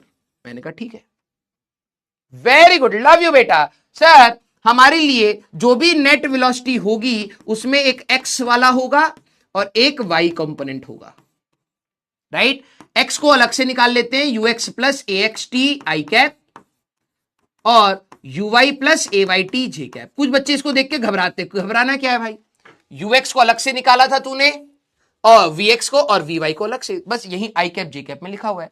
यूएक्स कितना है 40 और यहां पर -40 मैं लिख देता हूं, ठीक है, -10 इंटू 4 जे कैप। किस किस का यही आ रहा है 40 आई कैप -40 जे कैप, यही आया है ना। क्या आपको ये बात तो पता ही थी ना सारे बच्चे, क्या आपको ये बात तो पता ही थी देखा जाए तो। जब मैंने 80 मीटर की हाइट पर से इसको ड्रॉप किया था तो ये 4 सेकंड पे आया था, और जब ये जमीन पर गिर रहा था आप सभी लोगों ने निकाला था ये सर 40 मीटर पर सेकंड है। मैंने कहा इसमें और इसमें कोई ज्यादा डिफरेंस है नहीं बेटा।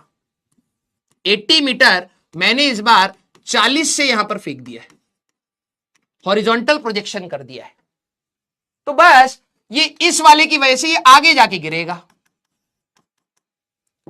ये वाला केस और ये वाला केस सेम है, क्योंकि इसके लिए भी यू वाई 0 ही है, इसके लिए भी यू 0 है, वाई एक्सिस के लॉन्ग इसकी भी वेलोसिटी 0, इसकी भी 0, इसको भी 80 मीटर चलना है, इसको भी 80 मीटर चलना है, तो इसके लिए भी 4 सेकंड ही आएगा बेटा। सर वेलोसिटी तो अलग आ रही है, अरे भाई 40 वाली ध्यान सुन, ये जो 40 वाली वेलोसिटी वो तो कभी चेंज ही नहीं होती, और वाई एक्सिस के लॉन्ग 40 आई थी, ये यहां पर है तुम्हारी भी, तो v एट t इक्वल टू 4 अगर मैं देखूं तो ये 40 आई कैप और -40 जे कैप होनी चाहिए थी, और वो फॉर्मुले वाइज भी आई है, हाँ या ना, ये सुनो यार, यही वाली चीज बस आगे चली गई है 40 की स्पीड से, और कुछ है ही नहीं।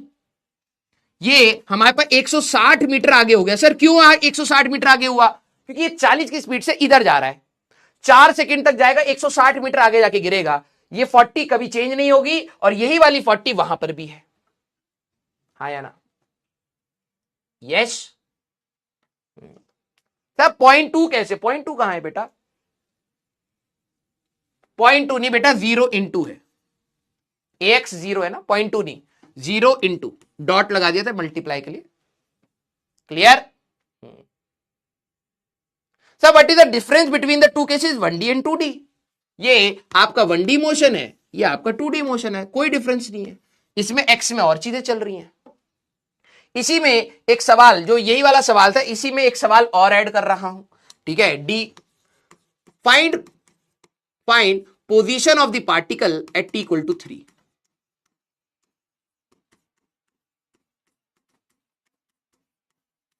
कोई फॉर्मूला नहीं बता रहा हूं, ध्यान से सुनिए। अगर आपने 1D मोशन में थोड़ी बहुत मेहनत करी है तो आई डोंट थिंक आपको यहां पर बहुत स्ट्रगल आएगा। आप ठीक है, स्ट्रगल तो हर टॉपिक का रहता है अपना, लेकिन मेरे हिसाब से ये स्ट्रगल मैनेजेबल है, आप इसको रिलेट करते करते आसानी से ले जा सकते हैं। 40 मीटर पर सेकेंड यहां है और 80 मीटर आपका यहां है, तो कहीं जाके गिरेगा। 3 सेकेंड्स पर आपको बताना है कहां होगा। सर क्या आंसर सेम आएगा 1D और 2D में, क्यों सेम आ रहा है आपको दिख रहा है। 1D में 40 से गिरा है और 2D में 40 एंड 40 रूट 2 से गिरा है बेटा, दोनों में डिफरेंस है।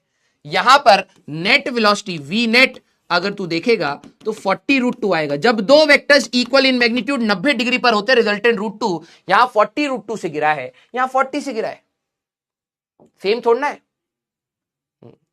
सर डिस्प्लेसमेंट कैसे निकालें, देखो भाई सारी चीजें आपको पता है।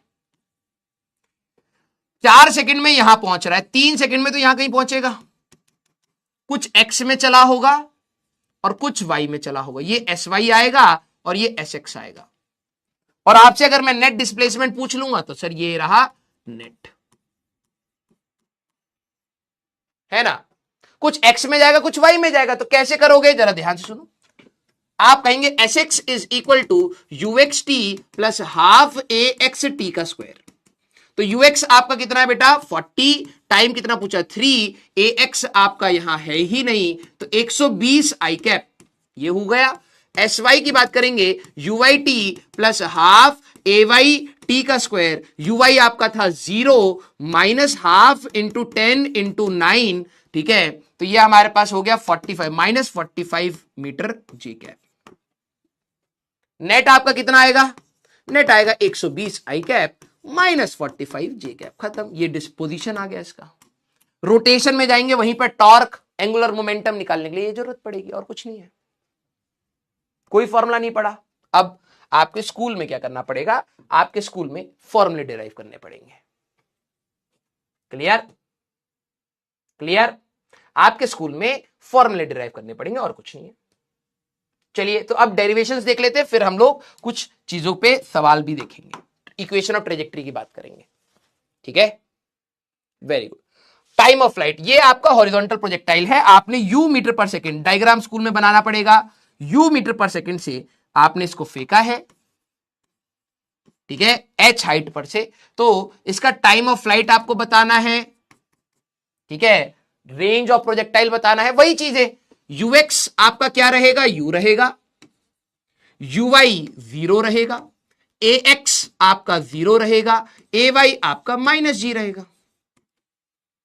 हाँ यस, कोई बोले टाइम ऑफ फ्लाइट तो मैं कहूंगा जब ये जमीन पर गिरेगा, displacement along y when it falls on ground, on ground, तो इसका डिस्प्लेसमेंट अलोंग y होगा sy होगा, that is minus 80 metre. Minus क्यों लगाया, डायरेक्शन, तो sy equal to uyt plus half ayt का स्क्वायर बेटा, ये आएगा माइनस, अच्छा माइनस h लिखेंगे यहां पर, ठीक है, क्योंकि h जनरल फॉर्म में चलेंगे, तो माइनस h, uy 0 है, माइनस हाफ gt स्क्वायर, तो टाइम की वैल्यू अंडर रूट में 2h/g वही आएगी जो मोशन इन 1D में आपने सीखी थी। हाँ या ना, यस और नो, जो मोशन इन 1D में सीखा था वही आएगा आपका। रेंज ऑफ प्रोजेक्टाइल आप अगर आपको निकालनी है तो this is sx in total time, total time में कितना sx गया है वही रेंज बनेगा, तो sx is equal to uxt plus half axt का स्क्वायर। तो जरा समझना, this is range, u into under root में 2h/g, ax होता ही नहीं है, हटा दो, ये हमारे पास रेंज का फॉर्मूला आ गया, आया ना।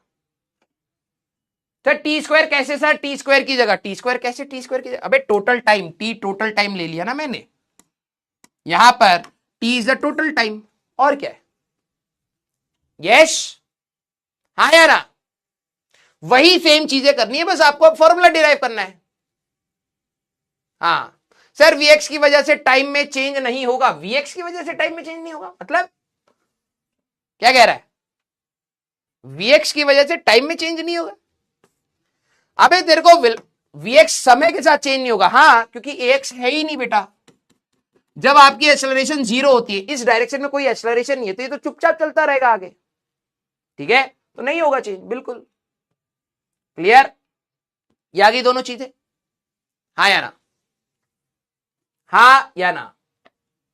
सर ay 0 था ना भाई, ay नहीं uy 0 है, इनिशियल वेलोसिटी अलोंग y, अभी तो सवाल कराया क्लास में, अभी अभी आए हो बेटा, इनिशियल वेलोसिटी अलोंग y के अलोंग आपने वेलोसिटी नहीं दी है ना यार, मैं अगर नीचे की डायरेक्शन में फेंकता तब y के अलोंग भी वेलोसिटी होती, मैंने तो हॉरिजॉन्टल फेंका है यार, हॉरिजॉन्टल फेंका है तो y के अलोंग तो वेलोसिटी ही नहीं है, नीचे फेंकता तो आती, समझ रहा है, ax x के अलोंग एक्सेलरेशन नहीं है, क्लियर। अब position at any time, velocity at any time, ये तो हमें समझ ही आ ही गया है भाई, ये 2 डायमेंशन मोशन है, तो वेलोसिटी कैसे निकालेंगे? अब ये स्कूल वालों के लिए, हमें तो भाई क्वेश्चन ही मिलेगा। तो वेलोसिटी एक्स के अलोंग भी होगी और वेलोसिटी वाई के अलोंग भी होगी।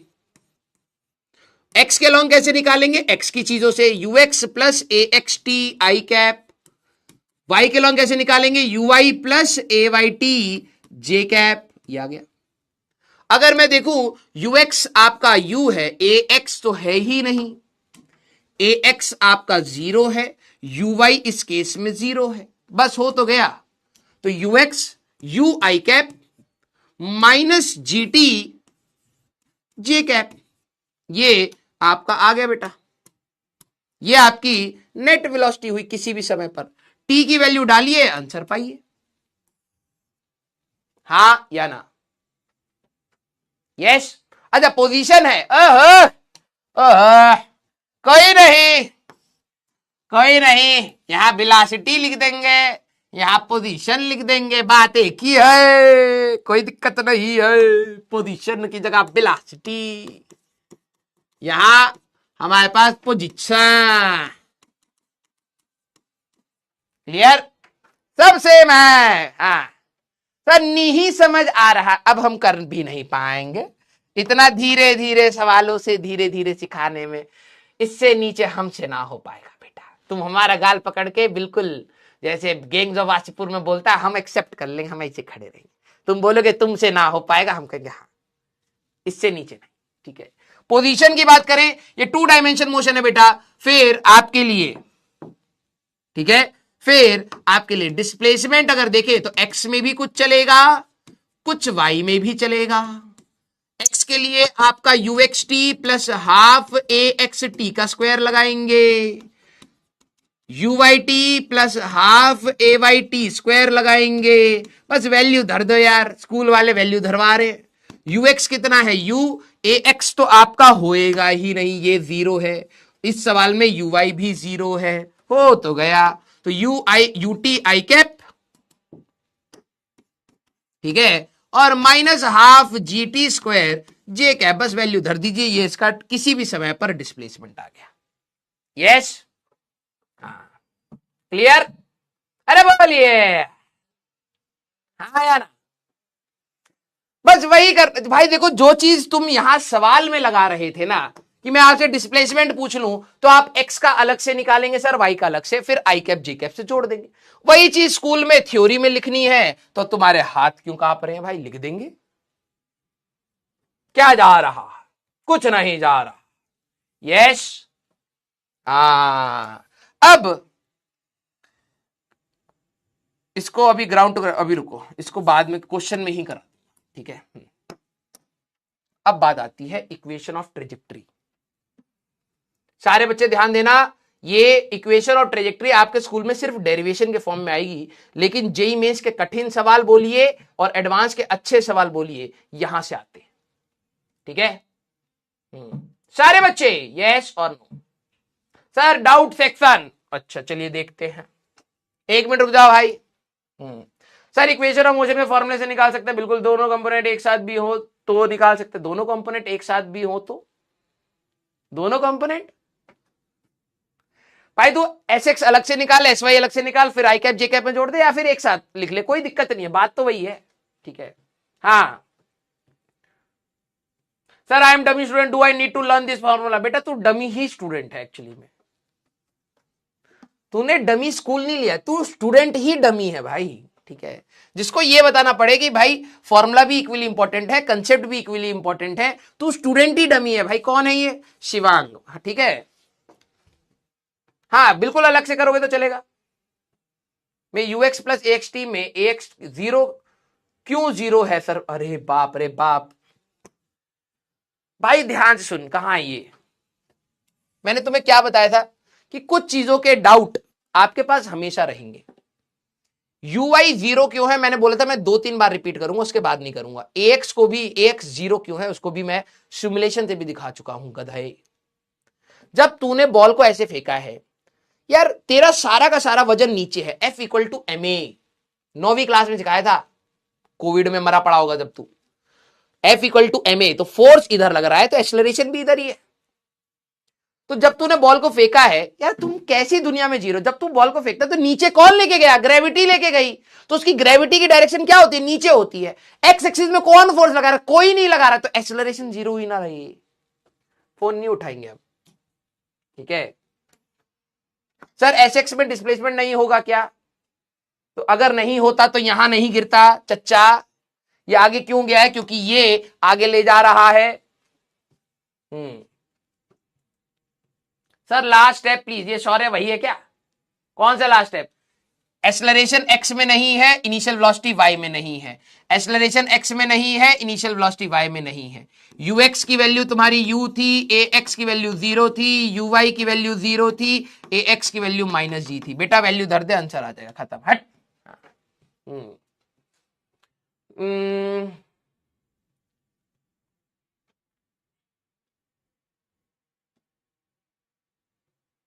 If we drop a ball from height h and throw other ball horizontally with 80 meter per second from same height h, then the time of flight will be more for second ball or not? If more, how? If not, how? हर चीज में doubt है, same होगा। तेरे तो सवाल ही घटिया है। अबे यार अभी तो मैंने यही चीज तेरे को समझाई भाई, ओए प्रखर बेटा, ठीक है, दिमाग कहां रख के आ गया है। इस केस में और इस केस में दोनों की हाइट सेम है, ठीक है, दोनों का टाइम ऑफ फ्लाइट सेम ही आ रहा है। ये 40 से तुम कंफ्यूज क्यों हो रहे हो, 40 सिर्फ आगे ले जा रहा है, रेंज आएगी, इसमें रेंज होगी, इसमें रेंज नहीं होगी, टाइम दोनों का सेम आएगा। अबे यार, ठीक है sir, ay will be plus g because towards gravity. ये वंडी पढ़े ही नहीं है हमसे, ये मैं बता रहा हूं, ये बीच में ज्वाइन हुए स्टूडेंट्स हैं। मैंने बेटा अंबर सरिया, ठीक है, मारे तुम्हारे खोपड़े पर सरिया। बेटा मैंने वनडी से ही बता दिया था, ये तुम स्कूल वाली नोटंकी मत करना, ठीक है। बॉल ऊपर जा रही है तो एक्सेलरेशन नेगेटिव है, नीचे आ रही है तो एक्सेलरेशन पॉजिटिव है। ये स्कूल वाली नोटंकी मैं पढ़ाता नहीं हूं, ठीक है। ये ऊपर जाए या नीचे जाए, एक्सेलरेशन इज नेगेटिव, तभी मैं इक्वेशंस ऑफ मोशन जो v equal to you plus a t है, s equal to u t plus half a t square है, उसको मैं डायरेक्टली लगवाता हूं, ठीक है।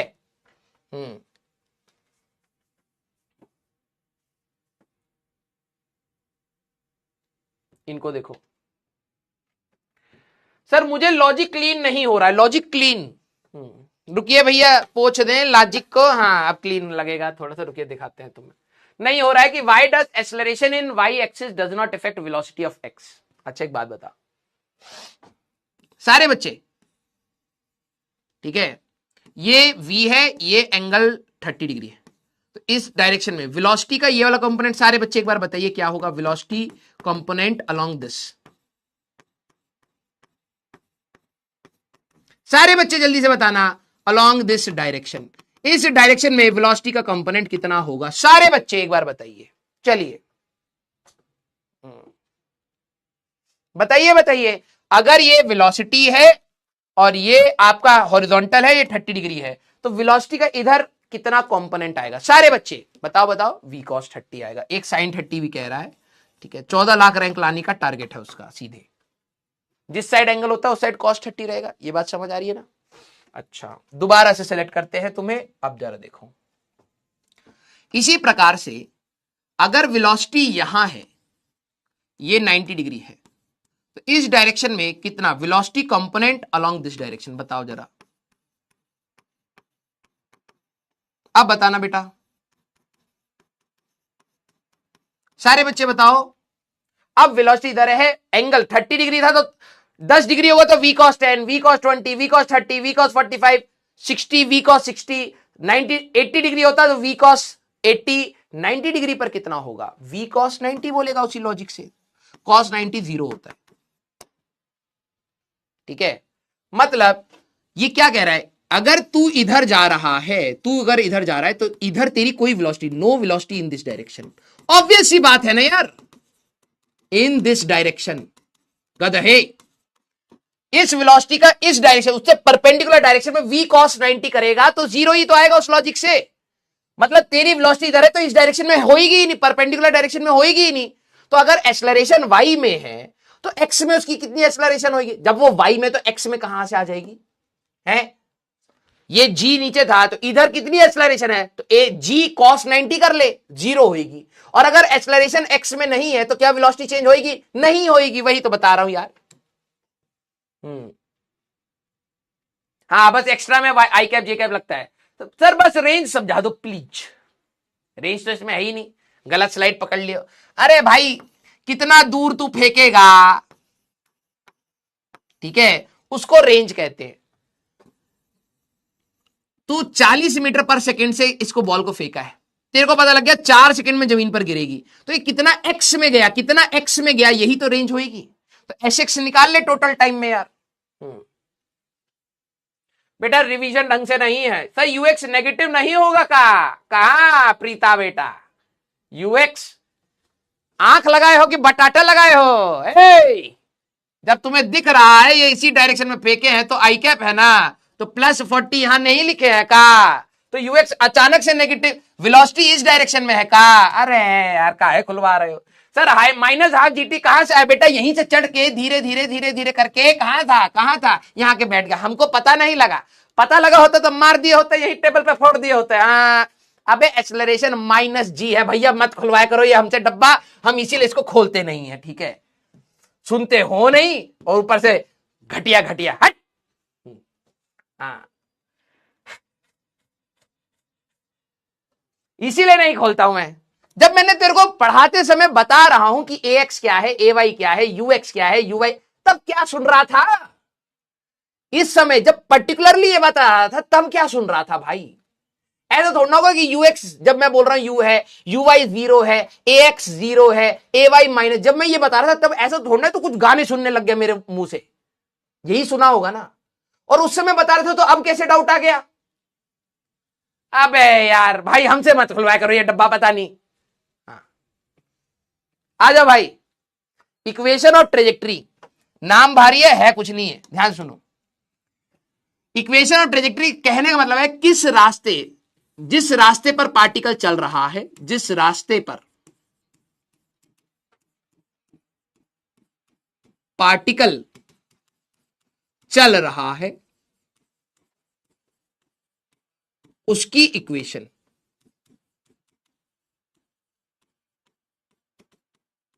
उसकी इक्वेशन, ठीक है, उसको कहते हैं इक्वेशन ऑफ ट्रेजेक्ट्री। समझ आई, हाँ या ना सारे बच्चे, पार्टिकल किस रास्ते पर चल रहा है उसको कहते हैं इक्वेशन ऑफ ट्रेजेक्ट्री।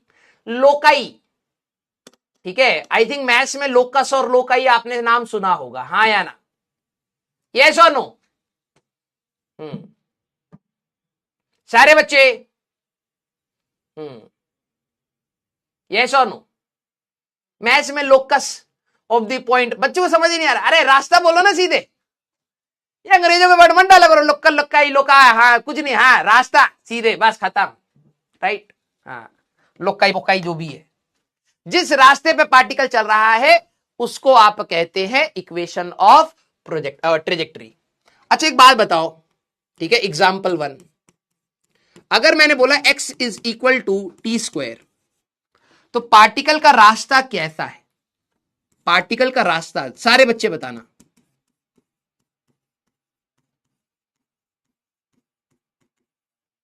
पार्टिकल का रास्ता कैसा है, सोच के बताइए। अरे बोलिए मर्दवा, x equal to t², x position t time वही है, अचानक से x हमारे लिए आइसक्रीम नहीं बनेगा, x पोजीशन ही है। वेरी गुड, मेरे को पता था यही जवाब आएगा इतना पढ़ाने के बाद भी।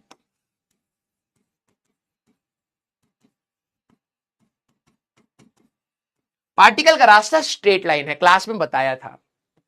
अगर मैं पूछूं xt का ग्राफ कैसा बनेगा, ग्राफ पैराबोला होगा। ये मेरे ख्याल आई थिंक तीसरी बार बता रहा हूं, this is the third time I am telling this in your class, मुझे पता है डायरेक्टली दिमाग में घुसती नहीं है, ठीक है, तीसरी बार बता रहा हूं ये, ठीक है। ये क्या बता रहा है भाई, ये नहीं बता, तुम टाइम देख भाई, एक मेरी बात सुन, तू जब दुनिया में कहीं चलता है ना, तू 3 डायमेंशन वर्ल्ड में चलता है, x coordinate, y coordinate, z coordinate change होगा। अगर मेरे चलने से सिर्फ एक्स कोऑर्डिनेट चेंज हो रहा है तो मैं 1D मोशन में हूं। समझ रहा है? अगर मेरा सिर्फ एक्स कोऑर्डिनेट चेंज हो रहा है तो मेरा 1D मोशन है। अगर मेरा सिर्फ इस पेन का सिर्फ वाई कोऑर्डिनेट चेंज हो रहा है तो 1D मोशन है। अगर इसके दोनों कोऑर्डिनेट चेंज हो रहे हैं, भले ही वो कैसे भी चेंज हो रहे हो, ध्यान सुन, स्ट्रेट लाइन में हो रहे हो या ऐसे चेंज हो रहे हो, वो 2D मोशन है। ये आपको क्या बता रहा है? With the time particle moves along x. इसका मतलब है particle move along x with time.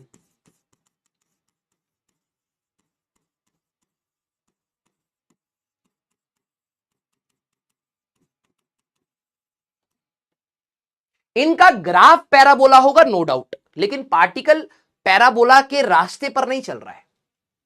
Particle t equal to 0 पर ओरिजिन पर है। ध्यान से देख, t की वैल्यू 0 डालेगा तो ओरिजिन पर मिलेगा, t की वैल्यू 1 डालेगा तो x की वैल्यू 1 पर मिलेगा, t की वैल्यू 2 डालेगा तो x की वैल्यू 4 पर मिलेगा। पार्टिकल बेटा स्ट्रेट लाइन में ही चल रहा है।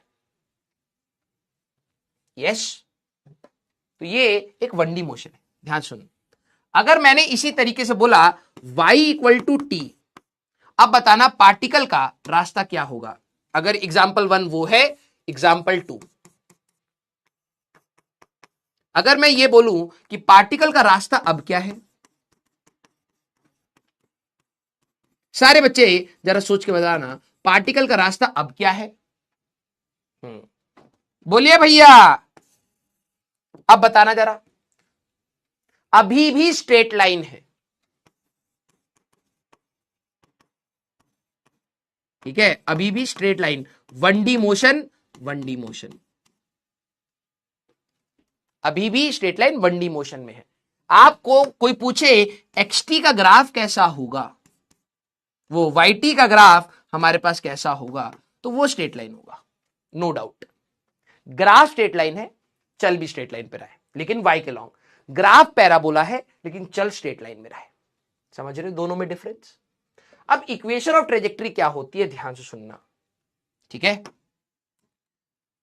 एग्जाम्पल 3, अगर एक पार्टिकल का y इक्वल टू टी है, x equal to t square है, सारे बच्चे ध्यान से सुनना, साइमल्टेनियसली अगर ये चीजें हो रही हैं, साइमल्टेनियसली, सारे बच्चे अब खुद से सोचो, क्या पार्टिकल 2D मोशन में चल रहा है, हां या ना? दोनों एक साथ, x भी समय के साथ वेरी कर रहा है। मैथ्स रीड करनी ही नहीं आती है, अभी स्टेटमेंट लिखवा दूंगा, झट से चाट लोगे, ठीक है।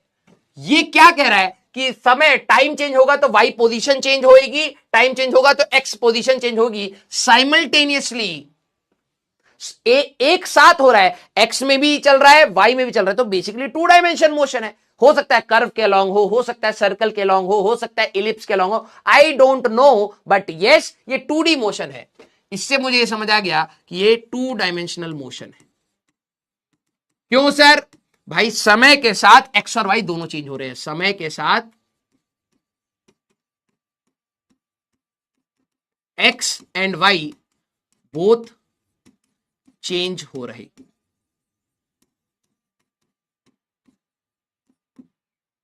अगर मैं आपसे पूछूं अब ये किस रास्ते पर चल रहा है, ठीक है, समझना, अगर मैं आपसे पूछूं कि ये किस रास्ते पर चल रहा है, that is equation of trajectory. समझना मैंने क्या बोला? अगर आपसे कोई बोले इक्वेशन ऑफ ट्रेजेक्टरी बताइए, इक्वेशन ऑफ ट्रेजेक्टरी बताइए, तो भाई आपको क्या करना है, y as a function of x निकालना है। y और x कैसे चेंज हो रहे हैं, समझना मेरी बात को, y और x कैसे चेंज हो रहे हैं। तो भाई देखो यहां से पुट, इसको मैं y इक्वल टू टी था, x equal to t square था, मैंने इसको इक्वेशन 1 माना, इसको इक्वेशन 2 माना, पुट t इन इक्वेशन 2। जैसे आप इक्वेशन 2 में डालोगे तो x is equal to y square, ठीक है, x is equal to y square. ये पार्टिकल पैराबोलिक पाथ पर चल रहा है।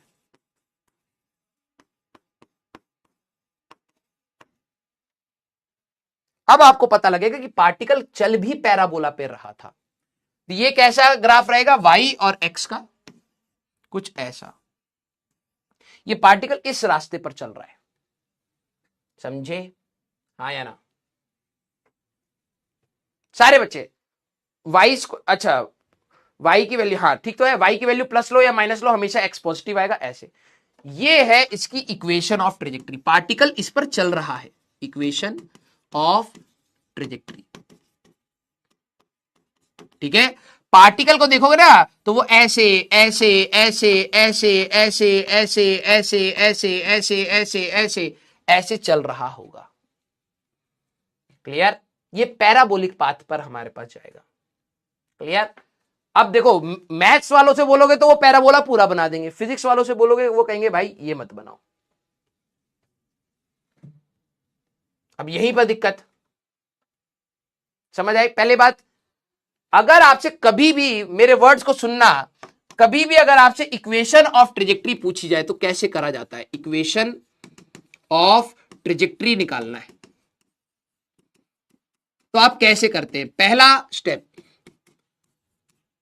x as a function of time, या तो गिवन होगा और डिराइव, या तो हमें डिराइव करना होगा। क्वेश्चन में दिया भी जा सकता है और डिराइव भी करना पड़ सकता है। y as a function of time, वही या तो होगा गिवन या तो करना पड़ेगा डिराइव। और हमें y और x का रिलेशन चाहिए, एलिमिनेट टाइम, बस इनके बीच में से टाइम हटा के y as a function of x ले आइए। यही है आपका इक्वेशन ऑफ ट्रेजेक्ट्री, यही है आपका इक्वेशन ऑफ ट्रेजेक्ट्री। यही सिंपल सा कंसेप्ट है। अब स्कूल में क्या होता है, डेरिवेशन कराई जाती है, बच्चा कहता है ये तो बड़ी गंदी सी डेरिवेशन है, याद तो कर लेता है,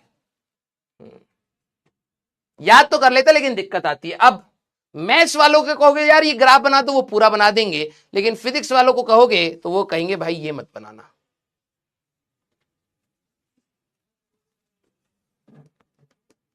क्यों? क्यों भाई? भाई देख, मेरे लिए ना टी टाइम है, time can never be negative. एक बच्चा कह रहा है सर एक ही जगह पर दो पोजीशन, अबे पागल इंसान, समय पर देखा जाता है, एक समय पर दो पोजीशन, ये समय थोड़ना है। अबे क्या कर रहा है? टी तेरा टाइम है, time can never be negative.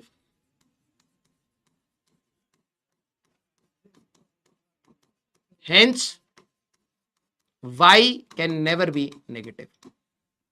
Maths वालों के लिए यहां पर टी टाइम नहीं होगा, वेरिएबल है, बना देंगे भैया वो ग्राफ, लेकिन मेरे लिए एक फिजिकल क्वांटिटी है, मेरा टाइम नेगेटिव नहीं हो सकता तो y नेगेटिव नहीं हो सकता, ये ग्राफ नीचे मैं बनाऊंगा ही नहीं। समझे? मैथ्स और फिजिक्स में बस ये लॉजिक का डिफरेंस है और कुछ नहीं है तो पूरी मैथ्स ही है। क्लियर? क्या आपको ये बात समझ आई कि इक्वेशन ऑफ ट्रेजेक्ट्री कैसे निकाली जाती है सारे बच्चे? x as the function of time, y as the function of time. x time पर कैसे डिपेंड कर रहा है, y टाइम पर कैसे डिपेंड कर रहा है, टाइम उन दोनों में से हटा दो, y और x का रिलेशन आएगा, इक्वेशन ऑफ ट्रेजेक्ट्री हो जाएगी। अरे बोलिए समझ आया कि नहीं आया? हाँ समझ गए? चलिए जरा डिराइव करिए फिर। सर ये डेरिवेशन आता है? बिल्कुल आता है। Equation of trajectory of ground to ground, सारे बच्चे अब डिराइव करने की कोशिश करें। इक्वेशन ऑफ ट्रेजेक्ट्री हम किसकी डिराइव कर रहे हैं, ये स्कूल में आता भी है भाई, और एडवांस में भी इसके सवाल मिलेंगे। Equation of trajectory ground to ground projectile, ठीक है, ग्राउंड टू ग्राउंड प्रोजेक्टाइल के इक्वेशन ऑफ ट्रेजेक्ट्री निकालते हैं। चलिए भैया जरा देखें, आप ही लोग डिराइव कर पा रहे हैं। यहां पर आपकी एक बॉल थी, यू स्पीड से फेंके हैं, थीटा एंगल यहां है, तो ये ऐसे जाके गिरेगा ना जी, हाँ गिरेगा जी। तो मान लेते हैं ये किसी एक्स टी टाइम पे, एट टाइम टी, ये कुछ एक्स चल गया है, ये निकालिए, और कुछ वाई चल गया है, ये निकालिए। फिर वाई और एक्स के बीच का रिलेशन निकाल देंगे, काम बन जाएगा।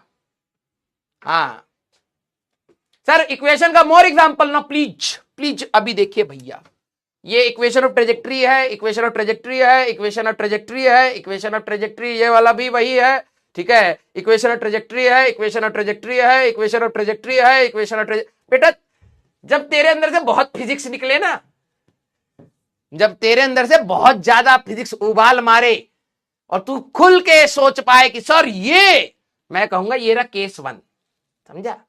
बकवास मत करियो, पहले चुपचाप पढ़ाई कर। ठीक है, खुल के जब फिजिक्स निकले ना सर ये चीज हो जाए तो वो चीज हो जाए तो केस नंबर 1। चलो केस 2 पर चलते हैं, ठीक है, आ जाओ, चलो, ओके, आइए भाई। सर इसकी इक्वेशन और ट्रेजेक्ट्री निकालें कैसे? अब बच्चे क्या करेंगे, रटेंगे। मैं कहता हूं भाई दिमाग से सोच, किसी टाइम टी पर x as a function of time, देख इस प्रोजेक्टाइल के लिए रिजॉल्व करता था तो u cos थीटा आता है, u sin theta, 2 dimension motion है। अब याद कर ux क्या होएगा तेरा, u cos theta. Horizontal projectile में cos थीटा बोलते हैं बच्चे भाई साहब, uy है u sin थीटा। इस प्रोजेक्टाइल में ax तो होता ही नहीं और ay है -e। सर कैसे करेंगे सर, डर लग रहा है। तो डर तो तेरे को हमेशा ही लगता है। ध्यान सुन, in time T sx equal to uxt plus half axt का स्क्वायर। तो टाइम टी में ये sx कितना गया है x, ux कितना है u cos theta into T, ax तो होता ही नहीं सर, हटा दे सर रहेगा। हाँ, y में कितना गया है, ठीक है, S Y equal to U Y T plus half A Y T का स्क्वायर। बेटा Y U Y U sine theta into T minus half G T square. कौन सा स्क्वायर, जिट्टी स्क्वायर। ये रहा। कौन कौन यहां तक पहुंच गया? सारे बच्चे, यस। कौन कौन यहां तक पहुंच गया? टी टाइम में कुछ एक्स में गया तो एक्स निकाल लिया। अरे वही तो सवाल है, 2 सेकंड पर पार्टिकल कहां होगा तो एस एक्स निकालते थे, एस वाई निकालते थे, वही तो कर रहे हैं यार। हाँ या ना? ये जो सवाल थे कि 2 सेकंड पर पार्टिकल कहां है, 4 सेकंड पर पार्टिकल, क्या करते थे आप, एस एक्स अलग से निकालते थे, एस वाई अलग से निकालते थे। मैंने कहा टी टाइम पे कुछ एक्स कॉमा वाई पर है ये, ठीक है, ये x कॉमा वाई पर है तो टी टाइम में x कितना है, y कितना है। x as a function of time, y as a function of time. Equation of trajectory निकालने के लिए एलिमिनेट टाइम। स्कूल के लिए रट के जाओगे, यहां समझ के जाओ तो टाइम यहां से निकाल लो। सर यहां से निकालूंगा, भैया वो चौधरी क्यों बन रहा है इतना, ठीक है, एक बार शीशे में अपनी शक्ल देख और एमआरआई करके दिमाग देख, ठीक है, दोनों खराब है, ठीक है। क्वाड्रेटिक सॉल्व करेगा यहां से टाइम, अबे यहां से टाइम निकाल ले, आसान है। या उठा करके put in second equation, put in equation 2। Sir equation 2 कौन सी है, ले ले भाई। हाँ, तो y equal to u sine theta, time की जगह x by u cos theta minus half, ठीक है, g into x square divide by u square cos square theta. यही आया, हाँ या ना? यस। थोड़ा सा इसको साइड में खिसका दे, हाँ, ठीक है, ये आया। इसको सॉल्व कर ले भाई। y इज इक्वल टू, ध्यान से देख, u और u तो कैंसिल आउट हो गया, sine theta by cos theta tan theta बन जाएगा। y equal to x tan theta minus g x square divided by 2u square cos square theta.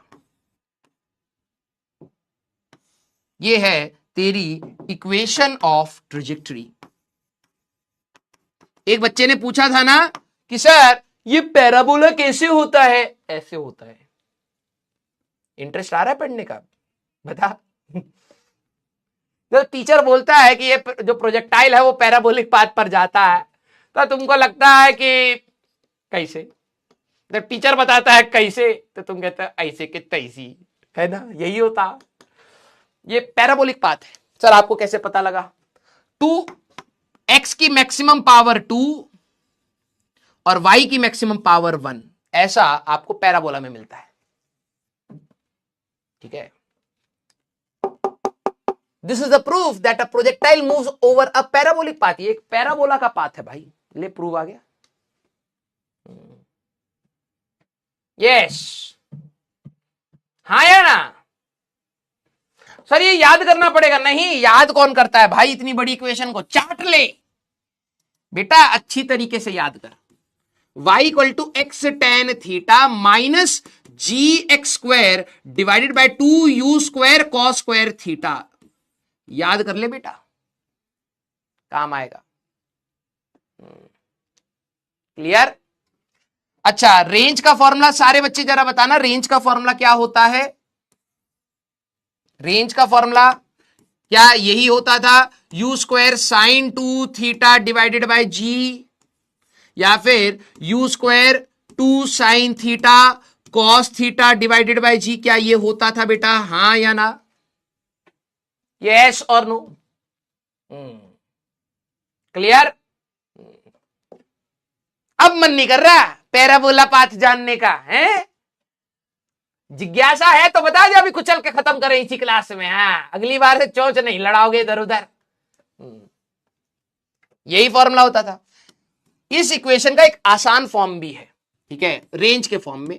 आप एक्स टेन थीटा को common ले लो, जैसी कॉमन लोगे तो ये बनेगा 1 minus g x square divided by 2u² cos square theta और एक्स टेन थीटा। सर आप तो कह रहे थे आसान है, ये तो और गंदा दिख रहा है। बेटा थोड़ा सा शांति धर ले, ठीक है, पैनिक सिचुएशन हो रही है तेरे लिए, मुझे पता है, लेकिन आसान ही है। देख, ये x और एक x तो चला गया, ठीक है।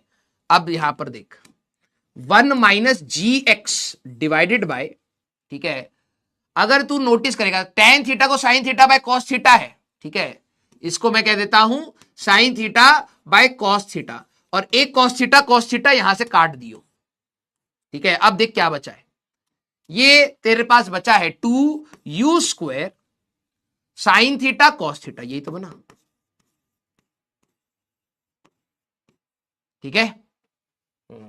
y equal to x tan theta into 1 minus X divided by 2u² sine theta cos theta divided by G, ये तो रेंज है बेटा, है ना। तो फॉर्मूला तेरा एक और है x tan theta into 1 minus x by R, ये भी तेरा इसी फॉर्म को अलग लिखने का तरीका है। क्लियर? तो तुम्हें कौन कौन से याद रखने हैं? एक तो ये याद रखना, सर ये तो बड़ा सा लग रहा है, याद कर ले बेटा, दांत तोड़ दूंगा मार के। और एक ये याद कर ले, ये रेंज के फॉर्म में है, ये इनिशियल वेलोसिटी एंड थीटा के फॉर्म में, हाँ या ना? सर दोनों याद करने? बिल्कुल याद करने। सर ये तो बड़ा खतरनाक सा लग रहा है, तो अब हम क्या करें भाई, क्या करें, सिलेबस से उड़वा दे है? हाँ, अप्रोच पता होनी चाहिए। x as a function of time, y as a function of time, time हटाओ, इक्वेशन आ गई। अच्छा एक मिनट रुकिए जरा, मैं यहां पर देखूं, ठीक है, हमारे पास वो क्या है, डिसमुस, ठीक है, अबे आजा कीबोर्ड, डिसमुस ग्राफिंग,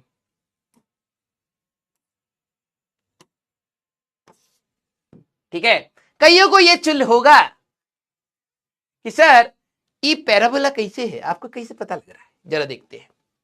हमारे पास जो इक्वेशन है बेटा, ठीक है, अरे बंद हो जा, हमारे पास जो इक्वेशन है वो है y इक्वल टू, तुम नीचे जाओ, अबे तुम हटो, y equal to x tan theta, theta की वैल्यू अगर कुछ भी हो, ठीक है, तो थीटा की वैल्यू मान लेते हैं, इक्वेशन कुछ आएगी y equal to x minus x square के फॉर्म में कुछ, ठीक है, y equal to x minus x square.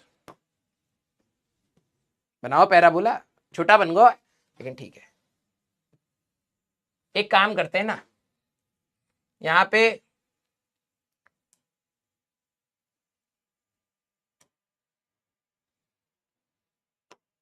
अरे पैराबोला फैलगो रोई फैलगो, हाँ। टॉन्टी कर लेते हैं, टॉन्टी भी ज्यादा लग रहा है, ठीक है। x इक्वल टू, इसको हटाओ यार, ये 2 को यहां 5 कर देते हैं, हाँ। अब देखो दिख रहा है पैराबोला, आया ना? सर ये क्या है, अरे ये वैसी तो इक्वेशन है, y equal to x tan theta minus g x square divide by 2u² cos square theta. अगर तू देखे, ध्यान से देख, यही वाली जो इक्वेशन है, ठीक है, टेन थीटा की वैल्यू कुछ ना कुछ आएगी, इसकी इक्वेशन कुछ ऐसी दिखेगी, y equal to some constant into x minus ये भी तो कांस्टेंट आएगा इंटू एक्स स्क्वायर, कुछ ऐसी तो इक्वेशन दिखेगी। अब तुम्हें कि सर ये पैराबोला कैसे, तो भाई ड्रॉ करके देख ले, ये देख। अब तू यहां पे वैल्यू अलग अलग डालेगा, ठीक है, मान ले तूने यहां पे ये कर दिया तो पैराबोला ऐसा बनेगा, ठीक है। ये हमारे पास थोड़ा सा बड़ा करना पड़ेगा, पैराबोला ही है ये हमारे पास।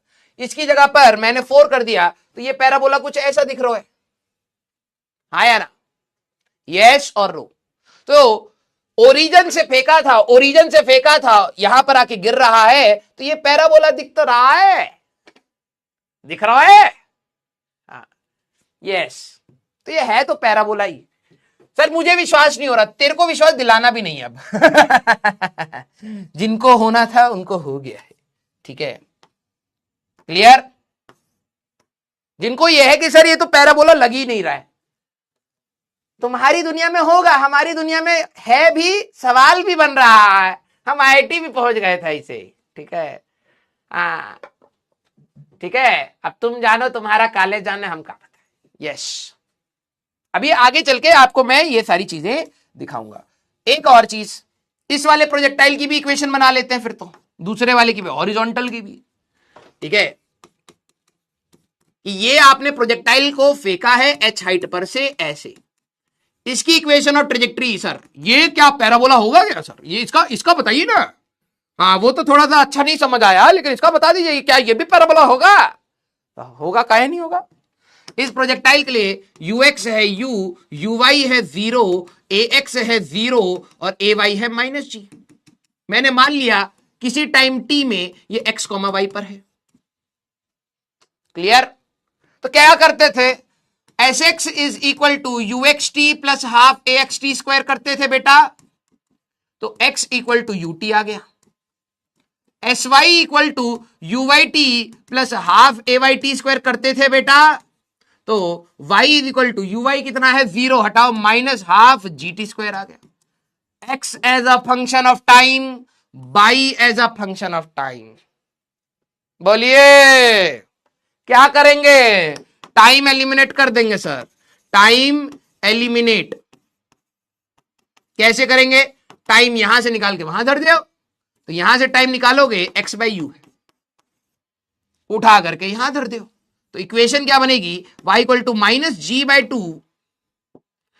To x square by u square. सारे बच्चे जरा देखना, एक की पावर 1 एक की पावर 2, ये भी एक पैराबोला है, ये भी आपका एक पैराबोला है। सारे बच्चे यस और नो, तरीका आपको समझ आया, हाँ या ना, यस और नो, अरे बोलिए। ये भी एक पैराबोला है, देखिए जी कांस्टेंट है, 2 कांस्टेंट है, मान लीजिए यू 40 है, पार्टी नहीं 40 है, कांस्टेंट आएगा जी, y equal to -8x square. Sir ई कौन सा पैराबोला है, अरे पैराबोला ही तो होता है, y इक्वल टू हमारे पास मान लेते हैं -8x स्क्वायर, ये पैराबोला नहीं दिख रहा है, बस आपको यहां से यहां दिखता है, ऐसे जाके बाल गिरेगा। मान लीजिए जमीन यहां आ गया है, तो आपने बाल को फेंका है, ई वाला बाल नहीं, अच्छा ब्राइटनेस ज्यादा है, ठीक है,